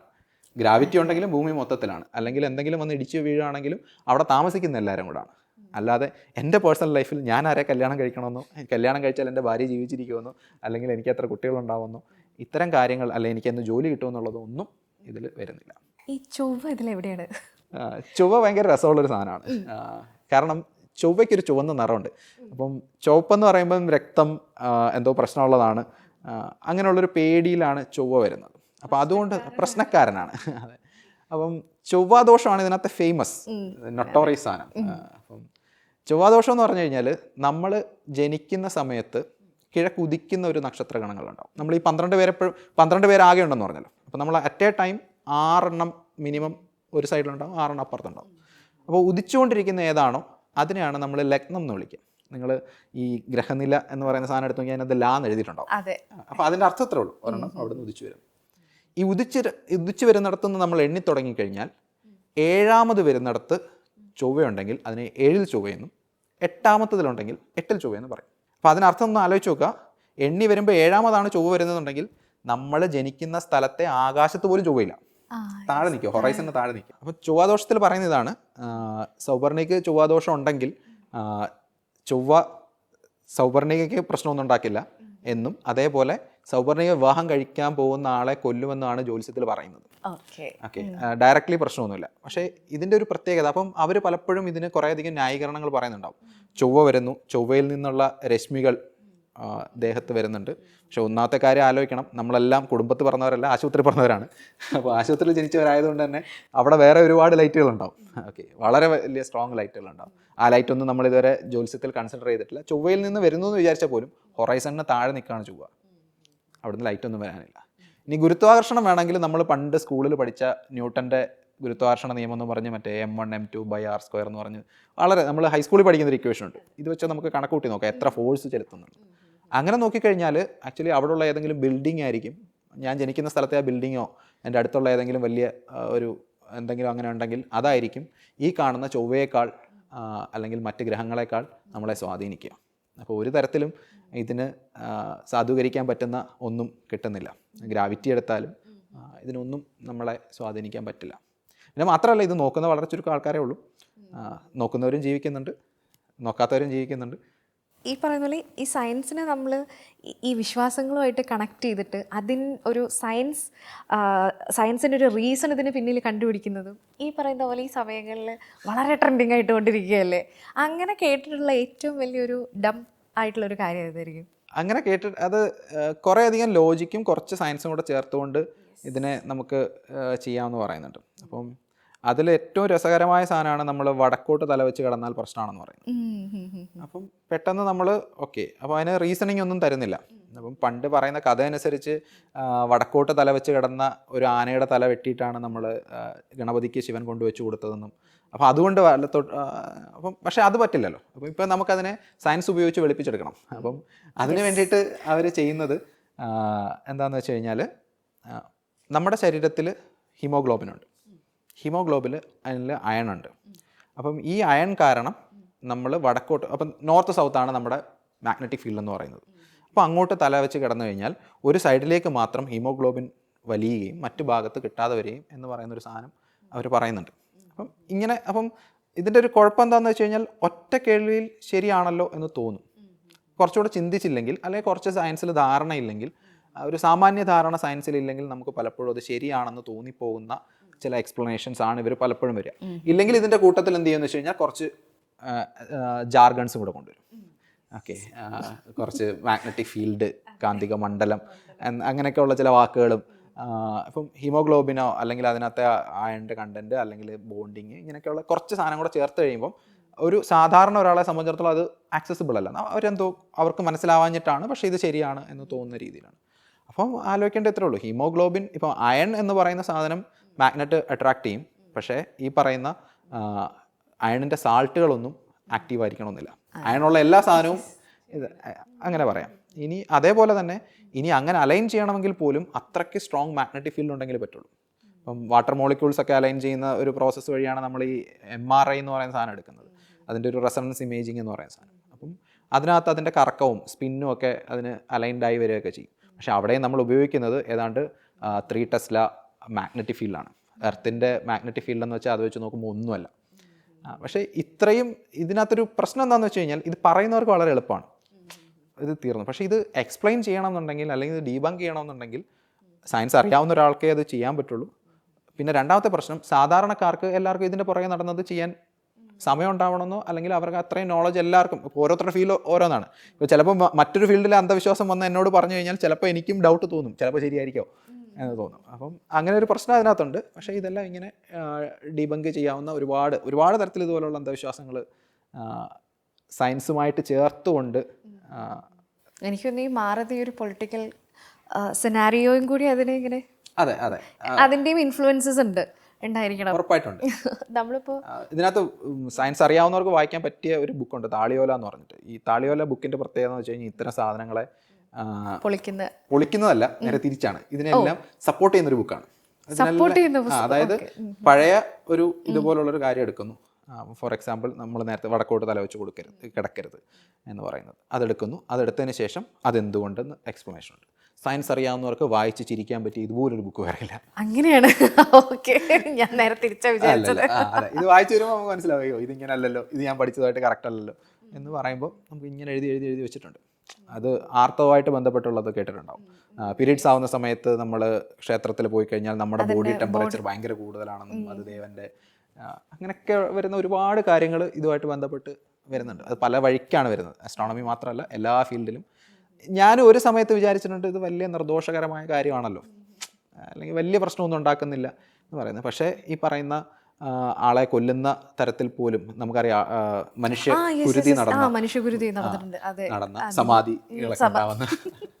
അപ്പോൾ നമ്മൾ വിചാരിച്ചത് ഇതൊക്കെ കുറഞ്ഞു വരുമായിരിക്കും എന്നാണ്. പക്ഷേ ഇന്നത്തെ സിനാറിയോയിൽ ഇത് ആക്ച്വലി കൂടി വരികയാണ്, പിന്നോട്ട് പോവുകയാണ് ചെയ്യുന്നത്. ഒരു സമയത്ത് നമ്മൾ ഈ ശാസ്ത്രബോധമൊക്കെ സംസാരിക്കുന്ന സമയത്ത് ആയിരിക്കും എല്ലാവർക്കും അറിയാം എന്തിനാണ് ഇത് വെറുതെ പറയുന്നത്. പക്ഷേ അങ്ങനെയല്ല, ഇത് കൂടി വരിക മാത്രമാണ് ചെയ്യുന്നത് എന്നുള്ളത് വളരെ സങ്കടകരമായൊരു കാര്യമാണ്. ഈ ചൊവ്വയെക്കുറിച്ച് സംസാരിച്ചപ്പോൾ ചൊവ്വയിൽ ഇപ്പോൾ പ്ലോട്ടുകൾ വാങ്ങുകയാണ് ആളുകൾ. ചൊവ്വയിൽ പ്ലോട്ട് വാങ്ങാൻ ഇൻവെസ്റ്റ് ചെയ്യുന്നു.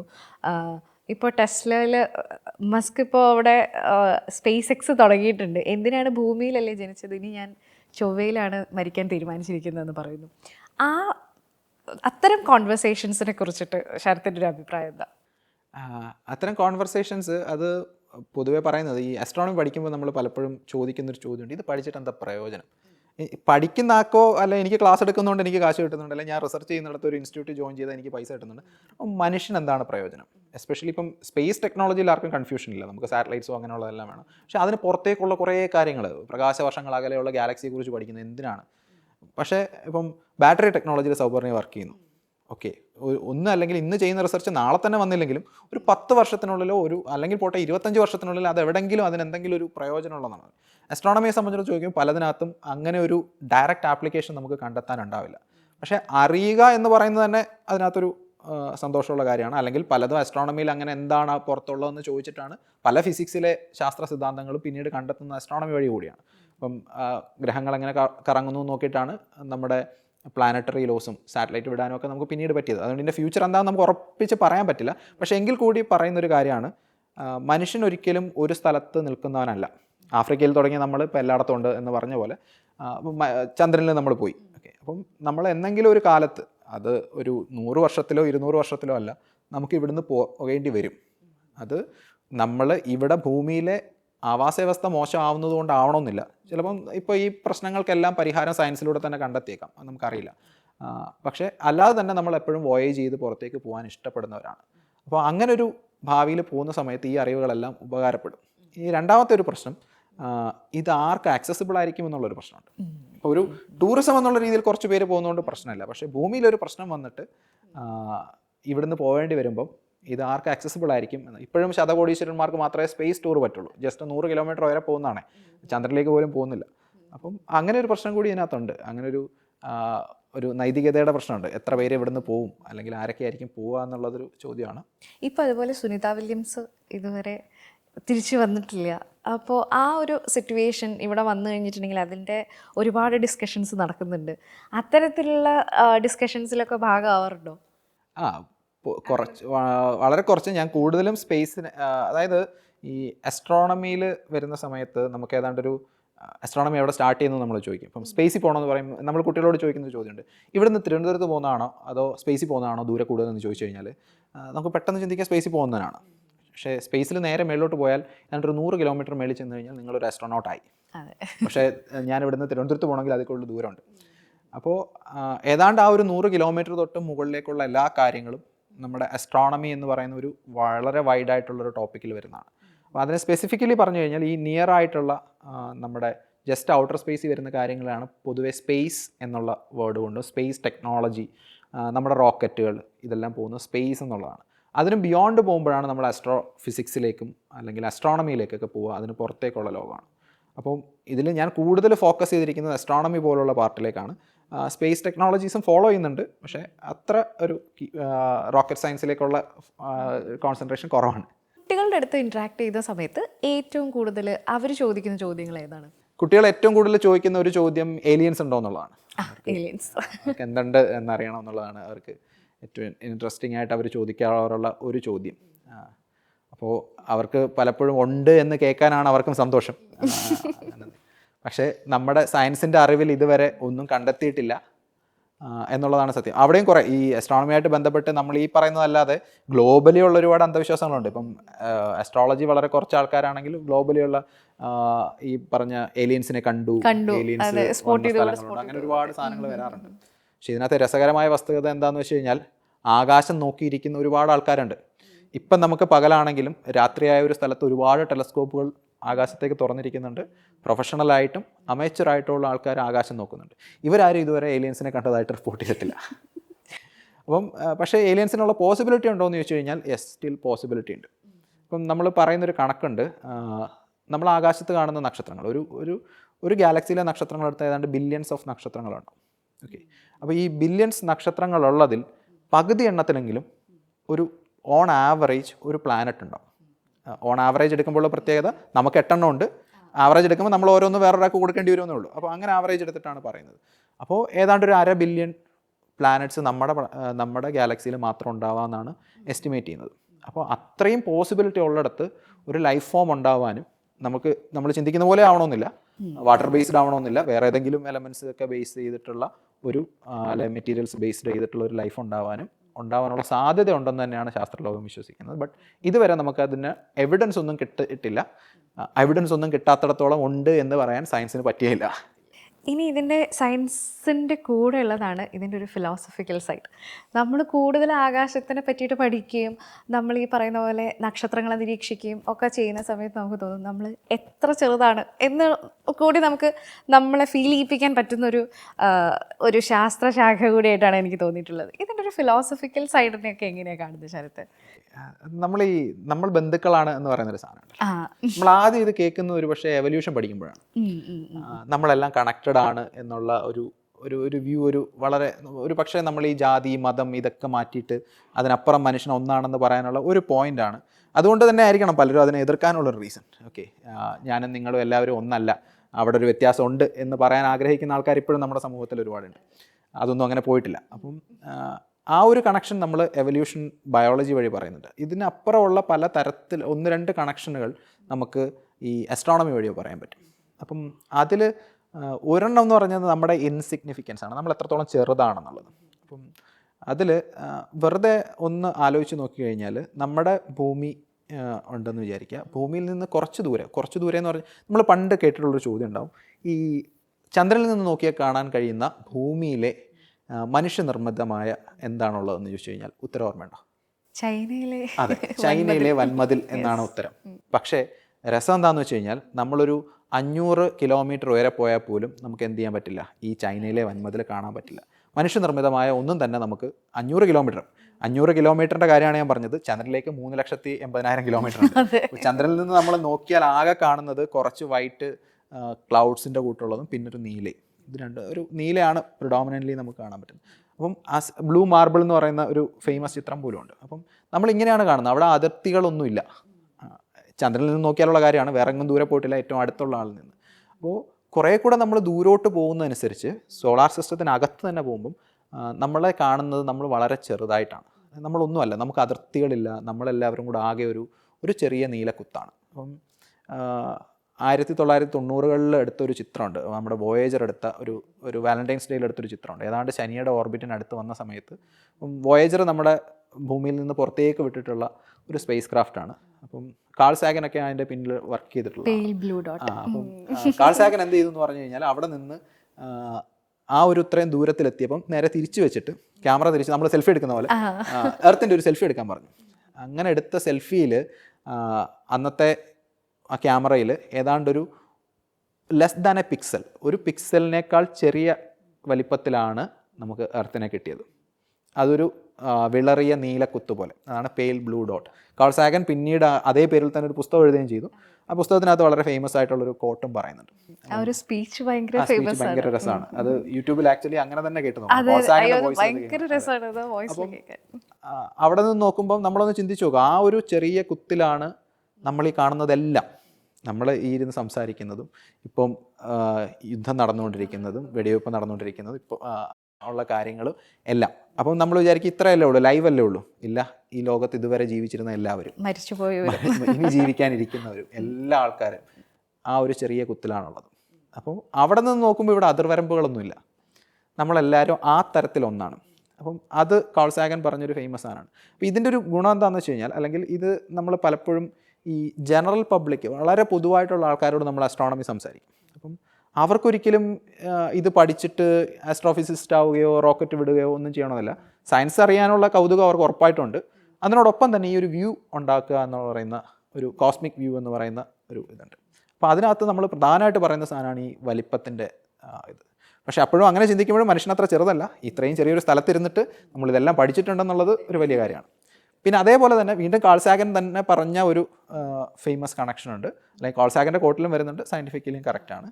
അതായത് മനുഷ്യനുണ്ടായി വന്നത്, അതായത് മനുഷ്യൻ്റെ ശരീരം ഉണ്ടാക്കാൻ നമുക്കിപ്പം വേണ്ടുന്ന നമ്മൾ കാണുന്ന എലമെൻറ്റ്സ് എല്ലാം വേണമല്ലോ. നമ്മളെല്ലാവരും ബേസിക്കലി എലമെൻറ്റ്സ് കൊണ്ട് ഉണ്ടാക്കിയവരാണ്. അപ്പോൾ ഈ എലമെൻറ്റ്സ് ഒക്കെ ഉണ്ടാവുന്നത് നക്ഷത്രങ്ങളുടെ ഉള്ളിലാണ്. ഒരു നക്ഷത്രം ഉണ്ടായി ആദ്യം ഹൈഡ്രജൻ ആയിരിക്കും, നമ്മുടെ സണ്ണിൻ്റെ കാര്യം പറഞ്ഞ പോലെ ഹൈഡ്രജൻ ഉണ്ട്, ഹീലിയം ഉണ്ട്. അങ്ങനെ അത് ഉണ്ടായിക്കൊണ്ടിരിക്കുന്നതിനകത്ത് അപ്പോൾ ഹൈഡ്രജൻ ഹീലിയം മാത്രമാണോ യൂണിവേഴ്സിൽ എന്ന് ചോദിച്ചാൽ അല്ല, ബാക്കിയൊക്കെ എവിടെ നിന്ന് വന്നു. അപ്പോൾ ഈ ബാക്കിയൊക്കെ എവിടെ വന്നു എന്നുള്ള ചോദ്യത്തിന് ഉത്തരം കിട്ടുന്നത് പ്രധാനമായിട്ടും നക്ഷത്രങ്ങളിൽ നിന്നാണ്. നക്ഷത്രങ്ങൾ അതിൻ്റെ ലൈഫ് എൻഡ് ചെയ്യാൻ പോകുന്ന സമയത്ത് അതിൻ്റെ ഉള്ളിൽ പുതിയ പുതിയ എലമെൻറ്റ്സ് ഉണ്ടായി വരും. പിന്നെ നക്ഷത്രങ്ങൾ പൊട്ടിത്തെറിക്കുമ്പോഴാണ് നമ്മുടെ അയണിന് ശേഷം, ഇരുമ്പിന് ശേഷമുള്ള ബാക്കി എലമെൻറ്റ്സ് മിക്കവാറും എല്ലാം ഫോം ചെയ്യുന്നത്. അപ്പോൾ അങ്ങനെ പൊട്ടിത്തെറിച്ച് ഉണ്ടായ, അതായത് ഒരു സാധനം ഇല്ലാതായതാണ് അല്ലേ, അല്ലെങ്കിൽ അതിൻ്റെ ഡസ്റ്റാണ്. അപ്പോൾ ആ സ്റ്റാർ ഡസ്റ്റിൽ നിന്ന് വീണ്ടും ഒരു സ്റ്റാർ അതേ സ്ഥലത്ത് ഉണ്ടാകുമ്പോഴാണ് അവിടെയുള്ള പ്ലാനറ്റ്സിൽ ഈ എലമെൻറ്റ്സ് ഒക്കെ ഉണ്ടാവുക. അപ്പോൾ അങ്ങനെയാണ് നമ്മളെല്ലാവരും ഉണ്ടായി വന്നത്. ഒരു പക്ഷേ നമ്മൾ രണ്ടിടത്തിരിക്കുന്നു, അല്ലെങ്കിൽ നമ്മൾ രണ്ട് സ്ഥലത്തുള്ളവരാണ് എങ്കിൽ പോലും ചിലപ്പോൾ നമ്മളെ ഉണ്ടാക്കിയിരിക്കുന്നത് ഒരേ നക്ഷത്രത്തിൻ്റെ ഭാഗങ്ങളുകൊണ്ടായിരിക്കും. അപ്പം അങ്ങനെ ഒരു കോസ്മിക് കണക്ഷനും മനുഷ്യനുണ്ടാക്കിയെടുക്കാൻ പറ്റും എന്നുള്ളത് വളരെ രസമുള്ളൊരു സാധനമാണ്. കാൾ സാഗനെ കുറിച്ചിട്ടും അതിരുകളൊക്കെ മാഞ്ഞു പോകുന്നതിനെ കുറിച്ചിട്ടും ഒക്കെയാണ് നമ്മൾ സംസാരിച്ചുകൊണ്ടിരിക്കുന്നത്. അവിടുന്ന് നേരെ നമ്മൾ ഇനി ഒരു കരിയർ ഓറിയൻറ്റഡ് ആയിട്ടാണ്. ഇപ്പോൾ നമുക്ക് ഇതിനോട് ഇൻട്രസ്റ്റ് ഉള്ള ഒരുപാട് കുട്ടികളുണ്ട്. അവർ ഇതൊരു കരിയറായിട്ട് ചൂസ് ചെയ്യുന്ന സമയത്ത് ശ്രദ്ധിക്കേണ്ട കാര്യങ്ങൾ എന്തൊക്കെയാണ്? പ്രധാനമായിട്ടും അസ്ട്രോണമിക്ക് കിട്ടുന്ന ഒരു വൈഡ് പോപ്പുലാരിറ്റി ഉണ്ട്. അതായത് ന്യൂസിലായാലും ഒരു സാധാരണ ഒരു സയൻറ്റിഫിക് ലാബിൽ, ഇപ്പം ഒരു കെമിസ്ട്രി ലാബിൽ, ഒരു മെറ്റീരിയൽ സയൻസ് ലാബിൽ കണ്ടെത്തുന്ന ഒരു കണ്ടെത്തലിനേക്കാളാണ് നമ്മൾ ആസ്ട്രോ റിലേറ്റഡ് അല്ലെങ്കിൽ സ്പേസ് റിലേറ്റഡ് ന്യൂസുകൾ പലപ്പോഴും വരുന്നത്. അപ്പം അതിനൊരു കളറുണ്ട്, ഒരു കളർഫുൾനെസ് ഉണ്ട്. അതേപോലെ മനുഷ്യനെ കുറച്ചുകൂടെ കണക്ട് ചെയ്യാൻ പറ്റുന്നതുകൊണ്ടോ അല്ലെങ്കിൽ ക്യൂരിയോസിറ്റി കൂടുതലായതുകൊണ്ടോ ആയിരിക്കാം, അല്ലെങ്കിൽ സൂര്യൻ ചന്ദ്രൻ ഗ്രഹങ്ങളൊക്കെ നമ്മൾ കുറച്ചുകൂടെ പരിചയമുണ്ട്. അപ്പം അതുകൊണ്ടായിരിക്കാം മനുഷ്യൻ വളരെയധികം ഇത് കണക്ട് ചെയ്യുന്നുണ്ട്. പിന്നെ മാത്രമല്ല അസ്ട്രോണമി ഒരു ആൻഷ്യൻ സയൻസുമാണ്. അപ്പം വളരെ പണ്ട് കാലം തൊട്ടേ ഉള്ളൊരു സയൻസ് കൂടി ആയതുകൊണ്ടായിരിക്കും ആൾക്കാർ വളരെ പെട്ടെന്ന് കണക്ട് ചെയ്യും. ഒരുപാട് ന്യൂസുകൾ വരെയൊക്കെ ചെയ്യുന്നത് എപ്പോഴും അസ്ട്രോണമി റിലേറ്റഡ് ആണ്. അപ്പം അസ്ട്രോണമിയുടെ കരിയറിലേക്ക് നമുക്ക് അതുകൊണ്ട് കുട്ടികളെ പൊതുവെ അങ്ങനെ ഒരു നോട്ടീസ് കൊടുത്ത് ഇൻവൈറ്റ് ചെയ്യേണ്ടതോ അല്ലെങ്കിൽ അങ്ങനെ ഒരു ആവശ്യം പലപ്പോഴും വരാറില്ല. നമ്മൾ ഈ അസ്ട്രോണമി പരിപാടികൾ വെക്കുമ്പോഴും നമുക്കറിയാം. അപ്പം നമ്മൾ ഇതേ സ്ഥാനത്ത് അതേപോലെ തന്നെ പ്രാധാന്യമുള്ള ഒരു സോളിഡ് സ്റ്റേറ്റ് ഫിസിക്സിൽ അല്ലെങ്കിൽ ഒരു ബാറ്ററി ടെക്നോളജിയിൽ ഞാനൊരു ക്ലാസ് എടുക്കുന്നു എന്ന് വിചാരിക്കുക. അപ്പോൾ സൗപർണിക ബാറ്ററി ടെക്നോളജിയുടെ ഒരു ക്ലാസ് വയ്ക്കുന്നു, ഞാൻ അതേ സമയത്ത് അസ്ട്രോണമിയുടെ ഒരു ക്ലാസ് വയ്ക്കുന്നു. നമ്മൾ രണ്ടും ഒരേപോലെ തന്നെ ക്ലാസ് എടുക്കുന്നവരാണ് എന്ന് വിചാരിക്കും. ക്ലാസ് മാത്രമേ ഉള്ളൂ, സ്കൈ വാച്ചിങ് ഒന്നും ഇല്ലെങ്കിൽ പോലും അസ്ട്രോണമിയോട് കുട്ടികൾക്ക് ഒരു പ്രത്യേക താല്പര്യം കൂടുതലുണ്ടാവും. പക്ഷേ ഈ കൂടുതൽ അവർക്ക് ഇന്നത്തെ തലമുറയിലെ കുട്ടികൾക്ക് പ്രത്യേകിച്ചും ഇപ്പം നമുക്ക് നോളജ് കിട്ടാനുള്ള സാധ്യത എന്ന് പറഞ്ഞാൽ ടെക്സ്റ്റ് ബുക്കും അല്ലെങ്കിൽ അതിന് പുറത്ത് വായിക്കുന്നത് മാത്രമായിരുന്നു. നമ്മൾ 90s കിഡ്സിൻ്റെ ഒരു പ്രത്യേകത അതാണ്. പക്ഷേ ഇപ്പോഴുള്ള കുട്ടികൾക്ക് അല്ലെങ്കിൽ അത് കഴിഞ്ഞിട്ടൊരു 2000s ഒക്കെ കഴിഞ്ഞപ്പോഴത്തേന് തന്നെ ഇൻ്റർനെറ്റ് എന്ന് പറയുന്ന സാധനം വളരെയധികം പോപ്പുലറായി. എനിക്കിപ്പോഴും ഓർമ്മയുണ്ട്, നമ്മൾ സ്കൂളിലെ IT ടെക്സ്റ്റ് ബുക്കിൽ ഞാൻ എഴുതിയിട്ടുണ്ടായിരുന്നു, എന്താണ് നേരിട്ട് കണ്ടുകൊണ്ട് സംസാരിക്കാനുള്ള ടെക്നോളജികളൊക്കെ ഇനി വരും കൊല്ലങ്ങളിൽ വരും അത്രേ. എന്തോ ഒരിക്കലും ഞാൻ അന്നേരം ഇത് വായിക്കുമ്പോൾ വിചാരിക്കും നമ്മുടെ ലൈഫിലൊന്നും ഇത് കാണാൻ പോകുന്നില്ലെന്നാണ്. അപ്പം അത്തരം ടെക്നോളജിയിൽ വളരെ ഉണ്ടായ ബൂം കാരണം കുട്ടികൾക്ക് ഇത്തരം നോളജുമായിട്ട് ഭയങ്കര കണക്ഷനായി. അപ്പം അവർ മിനിമം കേൾക്കുന്നത് ബ്ലാക്ക് ഹോളും വോം ഹോളും ഈവൻ നമുക്കറിയാത്ത ഫീൽഡ് സ്ട്രിങ് തിയറി ഇതിൻ്റെയൊക്കെ ഒരുപാട് പോപ്പുലർ സയൻസ് വീഡിയോസ് ഉണ്ട്. അപ്പം ഇത് കണ്ടിട്ട് കുട്ടികൾ അട്രാക്റ്റഡ് ആവുന്നുണ്ട്. പിന്നെ നമുക്കറിയാം ഹബിളിൻ്റെ ഒക്കെ ചിത്രങ്ങൾ കാണുമ്പോഴുള്ള ബ്യൂട്ടി. അപ്പം ഇത് കണ്ടിട്ടാണ് പലപ്പോഴും കുട്ടികൾ അസ്ട്രോണമിയിലേക്ക് അട്രാക്റ്റഡ് ആവുന്നത്. അതിനകത്ത് ചെറിയൊരു ഡേഞ്ചർ ഉണ്ട്. കാരണം ഈ കാണുന്ന കളർഫുൾനെസ് ആക്ച്വലി അസ്ട്രോണമി നമ്മൾ ചെയ്യുന്ന സമയത്ത് അല്ലെങ്കിൽ ഒരു റിസർച്ച് ലെവലിൽ ചെയ്യുമ്പോൾ ഉണ്ടാവില്ല. നമ്മൾ കാണുന്നത് കൂടുതലും കമ്പ്യൂട്ടർ പ്രോഗ്രാമുകളും ഒരു പ്രോഗ്രാം അത് ഈ വേറൊരു തരത്തിൽ പറഞ്ഞാൽ നമ്മൾ ഈ 10ാം ക്ലാസ് കഴിഞ്ഞിട്ട് കമ്പ്യൂട്ടർ സയൻസ് എടുക്കാൻ പോകുന്നവരുണ്ടല്ലോ. അപ്പം നമ്മുടെ വിചാരം നമ്മൾ പണ്ട് കമ്പ്യൂട്ടർ ഗെയിം കളിച്ചതും മറ്റേ പെയിന്റിൽ പടം വരച്ചതും ഒക്കെ ആയിരിക്കും അവിടെ എന്ന് വിചാരിച്ചിട്ടാണ്. ചെല്ലുമ്പോൾ ബ്ലാക്ക് സ്ക്രീനോ അല്ലെ കുറേ പേപ്പറിൽ കോഡ് എഴുതുക എന്നുള്ള പരിപാടിയാണ് എന്ന് പറയുന്ന പോലെ തന്നെ ഒരു പ്രശ്നം ഇവിടെയുണ്ട്. അപ്പം പലപ്പോഴും അവർ വിചാരിക്കുന്ന ഈ ഒരു കളർഫുൾനെസ് അതേപോലെ ഒരു അസ്ട്രോണമർ എന്ന് പറയുന്ന ആൾ ടെലസ്കോപ്പിലൂടെ നോക്കണമെന്ന് പോലും ഇന്നത്തെ കാലത്തില്ല. ഓക്കെ, കാരണം അതിൻ്റെ ഒന്നും ആവശ്യമില്ല. എല്ലാ ടെക്നോളജി ഉണ്ട്, പലതിൻ്റെയും ഡേറ്റ നമുക്ക് കിട്ടും, ആ ഡേറ്റ വർക്ക് ചെയ്യുക. ഇനി അല്ലെങ്കിൽ തിയറിയിൽ വർക്ക് ചെയ്യുന്നവരാണെങ്കിൽ ഒരുപാട് മാത്സും ഫിസിക്സും പഠിച്ച് അതിനകത്ത് റിസർച്ച് ചെയ്യുക. അപ്പം അത്തരം ഒരു സാധനത്തിലേക്ക് വരുമ്പോൾ ഈ ഒരു കളർഫുൾനെസ് ഉണ്ടാവില്ല എന്നുള്ളതൊരു ഒരു ഡേഞ്ചറാണ്. അല്ലെങ്കിൽ ചിലപ്പോൾ അവരെ ഫെഡപ്പ് ആക്കിയേക്കാം. പക്ഷേ ട്രൂലി അപ്പം ഈ ഒരു കളർഫുൾനെസ് നല്ലതാണ് അട്രാക്റ്റഡ് ആവാൻ. ബട്ട് അതിനുശേഷം നമ്മൾ ഉറപ്പായിട്ടും ഒരു ഡീപ്പ് നോളജ് അല്ലെങ്കിൽ ടെക്സ്റ്റ് ബുക്ക് ബേസ്ഡ് വായന അങ്ങനെ അല്ലെങ്കിൽ ലെക്ചറുകൾ കേട്ട് അതിപ്പം ഏത് മോഡ് വേണം എന്നുള്ളത് അവരുടെ ഇഷ്ടമാണ്. ഇപ്പോൾ ടെക്സ്റ്റ് ബുക്ക് തന്നെ വേണോ എന്ന് ചോദിക്കാൻ ലെക്ചേഴ്സ് കിട്ടുമല്ലോ, അങ്ങനെ അതേതാണെന്ന് വെച്ചാൽ അപ്പോഴും ടെക്സ്റ്റ് ബുക്കിൻ്റെ ഒരു ആധികാരികത എപ്പോഴും ഉണ്ട്. അപ്പോൾ ടെക്സ്റ്റ് ബുക്ക് ബേസ്ഡ് ലേണിങ്ങിലേക്ക് വന്ന് ഇൻട്രസ്റ്റ് ഉണ്ടെങ്കിൽ മാത്രമേ ഇതിലേക്ക് വരാവൂ എന്നുള്ളത് ഒരു കാര്യമാണ്. അപ്പം കരിയർ അങ്ങനെ അസ്ട്രോണമിയിലേക്ക് വരുമ്പോൾ ശ്രദ്ധിക്കേണ്ട ഒരു കാര്യം അതാണ്. ഇനി അസ്ട്രോണമിയിൽ തന്നെ പൊതുവേ നമ്മൾ ഈ ഇതിൽ തന്നെ വരുന്നതാണ് നമ്മുടെ ISROയിലെ ജോലി എന്ന് പറയുന്നത്. അപ്പം ISROയിൽ ഏറ്റവും കൂടുതൽ നടക്കുന്ന റിസർച്ച് വർക്കുകൾ എന്ന് പറയുന്നത് അസ്ട്രോണമിയേക്കാളേറെ, അസ്ട്രോണമി ഇല്ല എന്നല്ല, അസ്ട്രോണമി റിലേറ്റഡ് കാര്യങ്ങളുണ്ട്, കൂടുതലും സ്പേസ് സയൻസ് ആണ്. നമ്മുടെ satellites, satellite technology, weather forecast, അറ്റ്മോസ്ഫിയറിനെ കുറിച്ചുള്ള സ്റ്റഡീസ്, റോക്കറ്റ് എൻജിൻസിനെ കുറിച്ച്, അല്ലെങ്കിൽ ഇപ്പം നമ്മുടെ ഹ്യൂമൻ സ്പേസ് ഫ്ലൈറ്റ്. അപ്പം ഇത്തരം കുറച്ചുകൂടെ ടെക്നിക്കൽ സാങ്കേതികമായ കാര്യങ്ങളാണ് അവിടെ റിസർച്ച് നടക്കുന്നത്. അപ്പം ചിലർക്ക് പറ്റുന്നൊരു തെറ്റിദ്ധാരണയാണ് ഈ പറഞ്ഞ പോലെ എനിക്ക് പഠിക്കേണ്ടത് ഗാലക്സികളെ കുറിച്ചാണ്, ഓക്കെ ISROയിൽ ജോയിൻ ചെയ്യാം. പക്ഷേ ISROയിൽ ചെല്ലുമ്പോഴായിരിക്കും അവരറിയുക അയ്യോ ഇവിടെ അത് പഠിക്കാനുള്ള ഓപ്ഷൻ ഇല്ല. കാരണം ISROയുടെ മോശമല്ലത്. ഇപ്പം നാസയായിട്ട് കമ്പയർ ചെയ്ത് പലപ്പോഴും പറയാം ISRO എന്താണ് ഇങ്ങനെ, പണ്ട് അങ്ങനെ ആയിരുന്നു. പണ്ട് നമ്മൾ ISRO വിട്ട റോക്കറ്റ് പോലെ എന്ന് പറഞ്ഞു ഒരു പറയാറുണ്ട്. ഇപ്പോൾ ആരും അങ്ങനെ പറയുന്നില്ല എന്നുള്ളത് നമുക്ക് വളരെ അഭിമാനകരമാണ്. ആക്ച്വലി ഇന്ത്യയുടെ സ്പേസ് ടെക്നോളജി തുടങ്ങുന്നതെന്ന് പറഞ്ഞു കഴിഞ്ഞാൽ നമുക്ക് ദൂരേക്ക് പോവുകയോ അല്ലെങ്കിൽ മറ്റ് ഗ്രഹങ്ങളിലേക്ക് പോവുകയോ എന്നതിനേക്കാളുപരി മനുഷ്യന് എങ്ങനെ സ്പേസ് ടെക്നോളജി യൂസ്ഫുൾ ആക്കാം എന്നുള്ളതാണ്. ഇപ്പം നമ്മുടെ കൃഷിയെ എങ്ങനെ സഹായിക്കുന്നു, കാലാവസ്ഥയെ എങ്ങനെ സഹായിക്കുന്നു, അപ്പോൾ അത്തരം കാര്യങ്ങളിൽ എങ്ങനെ വേണം എന്നുള്ളതാണ് നമ്മുടെ ഒരു ISROയുടെ ഒരു വിക്രം സാരാഭായ് തുടങ്ങി വെക്കുന്നൊരു മോട്ടോ. അപ്പം വളരെ മോശം അവസ്ഥയിലിരിക്കുന്ന രാജ്യത്ത് അന്ന് കാലത്ത് സ്പേസ് ടെക്നോളജി എന്തിനാണെന്നുള്ള ചോദ്യം പോലും ഉണ്ടായിരുന്നു. പക്ഷേ അതിന് ഒരുപാട് ഉപകാരം ഉണ്ടായിട്ടുണ്ട്. അപ്പോൾ ആ ഒരു വിഷനിലാണ് ISRO വരുന്നത്. അപ്പോൾ ISROയിൽ കൂടുതലും സ്പേസ് ടെക്നോളജികൾ ആണ് കൂടുതലും അതിൻ്റെ ആപ്ലിക്കേഷനും പഠനങ്ങളൊക്കെ നടക്കുന്നത്. ഇനി അത് കഴിഞ്ഞിട്ട് വരുന്നതാണ് നമ്മൾ ഈ പറയുന്ന അസ്ട്രോണമി എന്ന് പറയുന്നത്. അത് ടെക്നോളജിയേക്കാളുപരി കൂടുതലും ഒരു ഫണ്ടമെൻ്റൽ സയൻസ് റിസർച്ച് പോലെയാണ് അസ്ട്രോണമി റിസർച്ച് അല്ലെങ്കിൽ കോസ്മോളജി, അപ്പോൾ പ്രപഞ്ചത്തെക്കുറിച്ചുള്ള പഠനം വരുന്ന റിസർച്ച് വരുന്നത്. അപ്പോൾ അതിന് ഒരുപാട് സ്ഥാപനങ്ങളുണ്ട്. അപ്പം ഇതിൽ ആദ്യത്തിൽ കുറച്ചുകൂടെ നമ്മൾ ഈ സ്പേസ് ടെക്നോളജി റിലേറ്റഡ് കുറച്ചുകൂടെ ഈ ടെക്നിക്കൽ ഫീൽഡുകാർക്ക് കുറച്ചുകൂടെ പറ്റുന്നതാണ്. എഞ്ചിനീയറിംഗ് ബാക്ക്ഗ്രൗണ്ടുള്ള ആൾക്കാർക്ക് പലപ്പോഴും തിരിഞ്ഞു പോകാൻ പറ്റുന്ന. കാരണം സ്പേസ് ടെക്നോളജി നമ്മൾ ഇപ്പം ട്രിപ്പിൾ ആയിക്കോട്ടെ, അല്ലെങ്കിൽ മെക്ക ആയിക്കോട്ടെ, ഇനി CS ആയിക്കോട്ടെ, ഇതിനെല്ലാം റോക്കറ്റിൽ ആപ്ലിക്കേഷൻ ഉണ്ട്. എല്ലാ ഫീൽഡും നമുക്കവിടെ വേണം. അപ്പം അവർക്ക് എല്ലാവർക്കും അവിടെ പോസിബിലിറ്റീസ് ഉണ്ട്. അത് ISRO മാത്രമല്ല, ഇപ്പോൾ ഒരുപാട് കമ്പനീസ് അല്ലാതെ വരുന്നുണ്ട്, പ്രൈവറ്റ് ഇൻവെസ്റ്റ്മെൻറ്റ് വരുന്നുണ്ട്, പുറത്ത് ഒരുപാട് കമ്പനീസ് വരുന്നുണ്ട്. അപ്പം അവിടേക്കൊക്കെ ആ തരത്തിലുള്ളൊരു ജോബ് ഓറിയൻറ്റേഷൻ ഉണ്ട്. ഇനി അതല്ലാതെ വരുന്നതാണ് നമ്മുടെ ഈ അസ്ട്രോണമി സയൻസ് ആയിട്ട് പഠിക്കുന്ന മേഖലകൾ. അതും ഒരുപാട് റിസർച്ച് ഇൻസ്റ്റിറ്റ്യൂട്ടുകൾ നാട്ടിലുണ്ട്. പക്ഷേ അതിലും ബേസിക് ധാരണ വേണ്ടുന്നത് മാത്തമാറ്റിക്സ്, ഫിസിക്സ്, കമ്പ്യൂട്ടർ സയൻസ്. അപ്പം പലപ്പോഴും കുട്ടികൾ ചോദിക്കുന്നൊരു ചോദ്യമാണ്, ഞാൻ അസ്ട്രോണമി പഠിക്കാൻ എവിടെ പോകണം എന്നുള്ളത്. അപ്പോൾ അസ്ട്രോണമി എന്നുള്ളത് അല്ലെങ്കിൽ ആസ്ട്രോഫിസിക്സ് എന്നുള്ളത് ഒരു കോഴ്സായിട്ട് പഠിപ്പിക്കുന്ന ഇൻസ്റ്റിറ്റ്യൂട്ടുകൾ വളരെ കുറവാണ്. അപ്പോൾ അതെന്താണെന്ന് ചോദിച്ചു കഴിഞ്ഞാൽ നമുക്കതിൻ്റെ ആവശ്യം യഥാർത്ഥത്തിൽ ഉണ്ടോ എന്ന് ചോദിച്ചു കഴിഞ്ഞാൽ കുറവാണ്. കാരണം മാത്സും ഫിസിക്സും നിങ്ങൾക്ക് നന്നായിട്ട് അറിയാമെങ്കിൽ ദെൻ അതിൻ്റെ ആപ്ലിക്കേഷൻ അസ്ട്രോണമിയിലേക്ക് വരുന്നതാണ് സിംപിളി പറഞ്ഞാൽ ആസ്ട്രോഫിസിക്സ്. അപ്പം അത് പഠിക്കുക എന്നുള്ളതാണ്.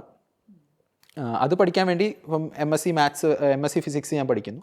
പഠിച്ചതിന് ശേഷം എനിക്ക് റിസർച്ചിലേക്ക് പോകുന്ന സമയത്ത് ഓപ്റ്റ് ചെയ്യാം. അപ്പം അതൊരു ഓപ്ഷനാണ്. ഇല്ലെങ്കിൽ ഒരുപാട് MS കോഴ്സുകളുണ്ട്. BTechകാരും ഒരുപാട് പേര് അസ്ട്രോണമിയിലേക്ക് വരുന്നുണ്ട്.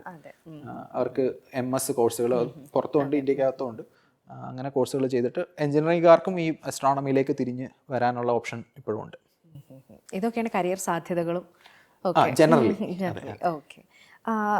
ഇനി ഇതിൻ്റെ കൂടെ നമ്മൾ നേരത്തെ പറഞ്ഞു നിർത്തിയതാണ്, നമ്മൾ കംപ്ലീറ്റ് ചെയ്തിട്ടുണ്ടായിരുന്നില്ല. അതായത് ഇവിടെ നിലനിൽക്കുന്ന കുറേ അവബോധമില്ലായ്മകളും അതുപോലെ ഒരുപാട് നമ്മളെയൊക്കെ ഇൻഫ്ലുവൻസ് ചെയ്യുന്ന ചില ആക്ടുകളുണ്ടാവും. ഓരോരുത്തർക്കും ഓരോരുത്തരുടേതായിട്ടുള്ള വ്യക്തിപരമായിട്ടുള്ള വിശ്വാസങ്ങളുണ്ട്. പക്ഷേ അതൊരു പബ്ലിക്ലി ഒരു പ്ലാറ്റ്ഫോമിൽ നമ്മളത് എങ്ങനെ അവതരിപ്പിക്കുന്നു എന്നുള്ളത് മാറ്റേഴ്സ്. അപ്പോൾ അത്തരത്തിലുള്ള നമുക്ക് മോശമായ രീതിയിൽ ഇൻഫ്ലുവൻസ് ചെയ്യാവുന്ന രീതിയിലുള്ളത് ഒരുപാട് നമ്മുടെ സയൻറ്റിസ്റ്റുകളുടെ അടുത്തുനിന്നും ഒക്കെ നമ്മൾ കാണാറുണ്ട്. അപ്പോൾ അതിനെക്കുറിച്ചിട്ടുള്ളൊരു കാഴ്ച എന്താണ് ശരത്തിൻ്റെ? ശാസ്ത്രജ്ഞരും അന്ധവിശ്വാസികളാണോ എന്നുള്ളൊരു ചോദ്യം. ശാസ്ത്രജ്ഞർ അന്ധവിശ്വാസികളാണോ എന്നുള്ളതിനേക്കാൾ കൂടുതൽ അത് അവരുടെ വിശ്വാസമാണ്. അപ്പോൾ നമുക്ക് അതിൽ നമ്മൾ ഇടപെടുന്നില്ല. പക്ഷെ അതൊരു പബ്ലിക് പ്ലാറ്റ്ഫോമിൽ അവരതിനെ എങ്ങനെ പ്രൊജക്റ്റ് ചെയ്യുന്നു എന്നുള്ളത് ആണ് എൻ്റെ ഒരു ചോദ്യം. അപ്പം ശാസ്ത്രജ്ഞരുടെ ഇത്തരത്തിലുള്ള അല്ലെങ്കിൽ നമുക്കൊരു റോക്കറ്റ് വിടുന്നതിന് മുമ്പ് ടെൻഷനോ ആങ്സൈറ്റിയോ ഒക്കെ ഉണ്ടാവാം. അപ്പം നമ്മൾ ഉറപ്പായിട്ടും ചിലപ്പോൾ അവർക്കൊരു വിശ്വാസത്തിൻ്റെ ഭാഗമായിട്ട് അവർക്ക് പ്രാർത്ഥിക്കുകയോ ഒക്കെ ചെയ്യാം. അതൊരു പേഴ്സണൽ ചോയ്സാണ്. പക്ഷേ ഇതൊരു പബ്ലിക് ഡൊമൈനിലേക്ക് കൊണ്ടുവരുമ്പോഴാണ് ഇത് പ്രശ്നമാവുന്നത്.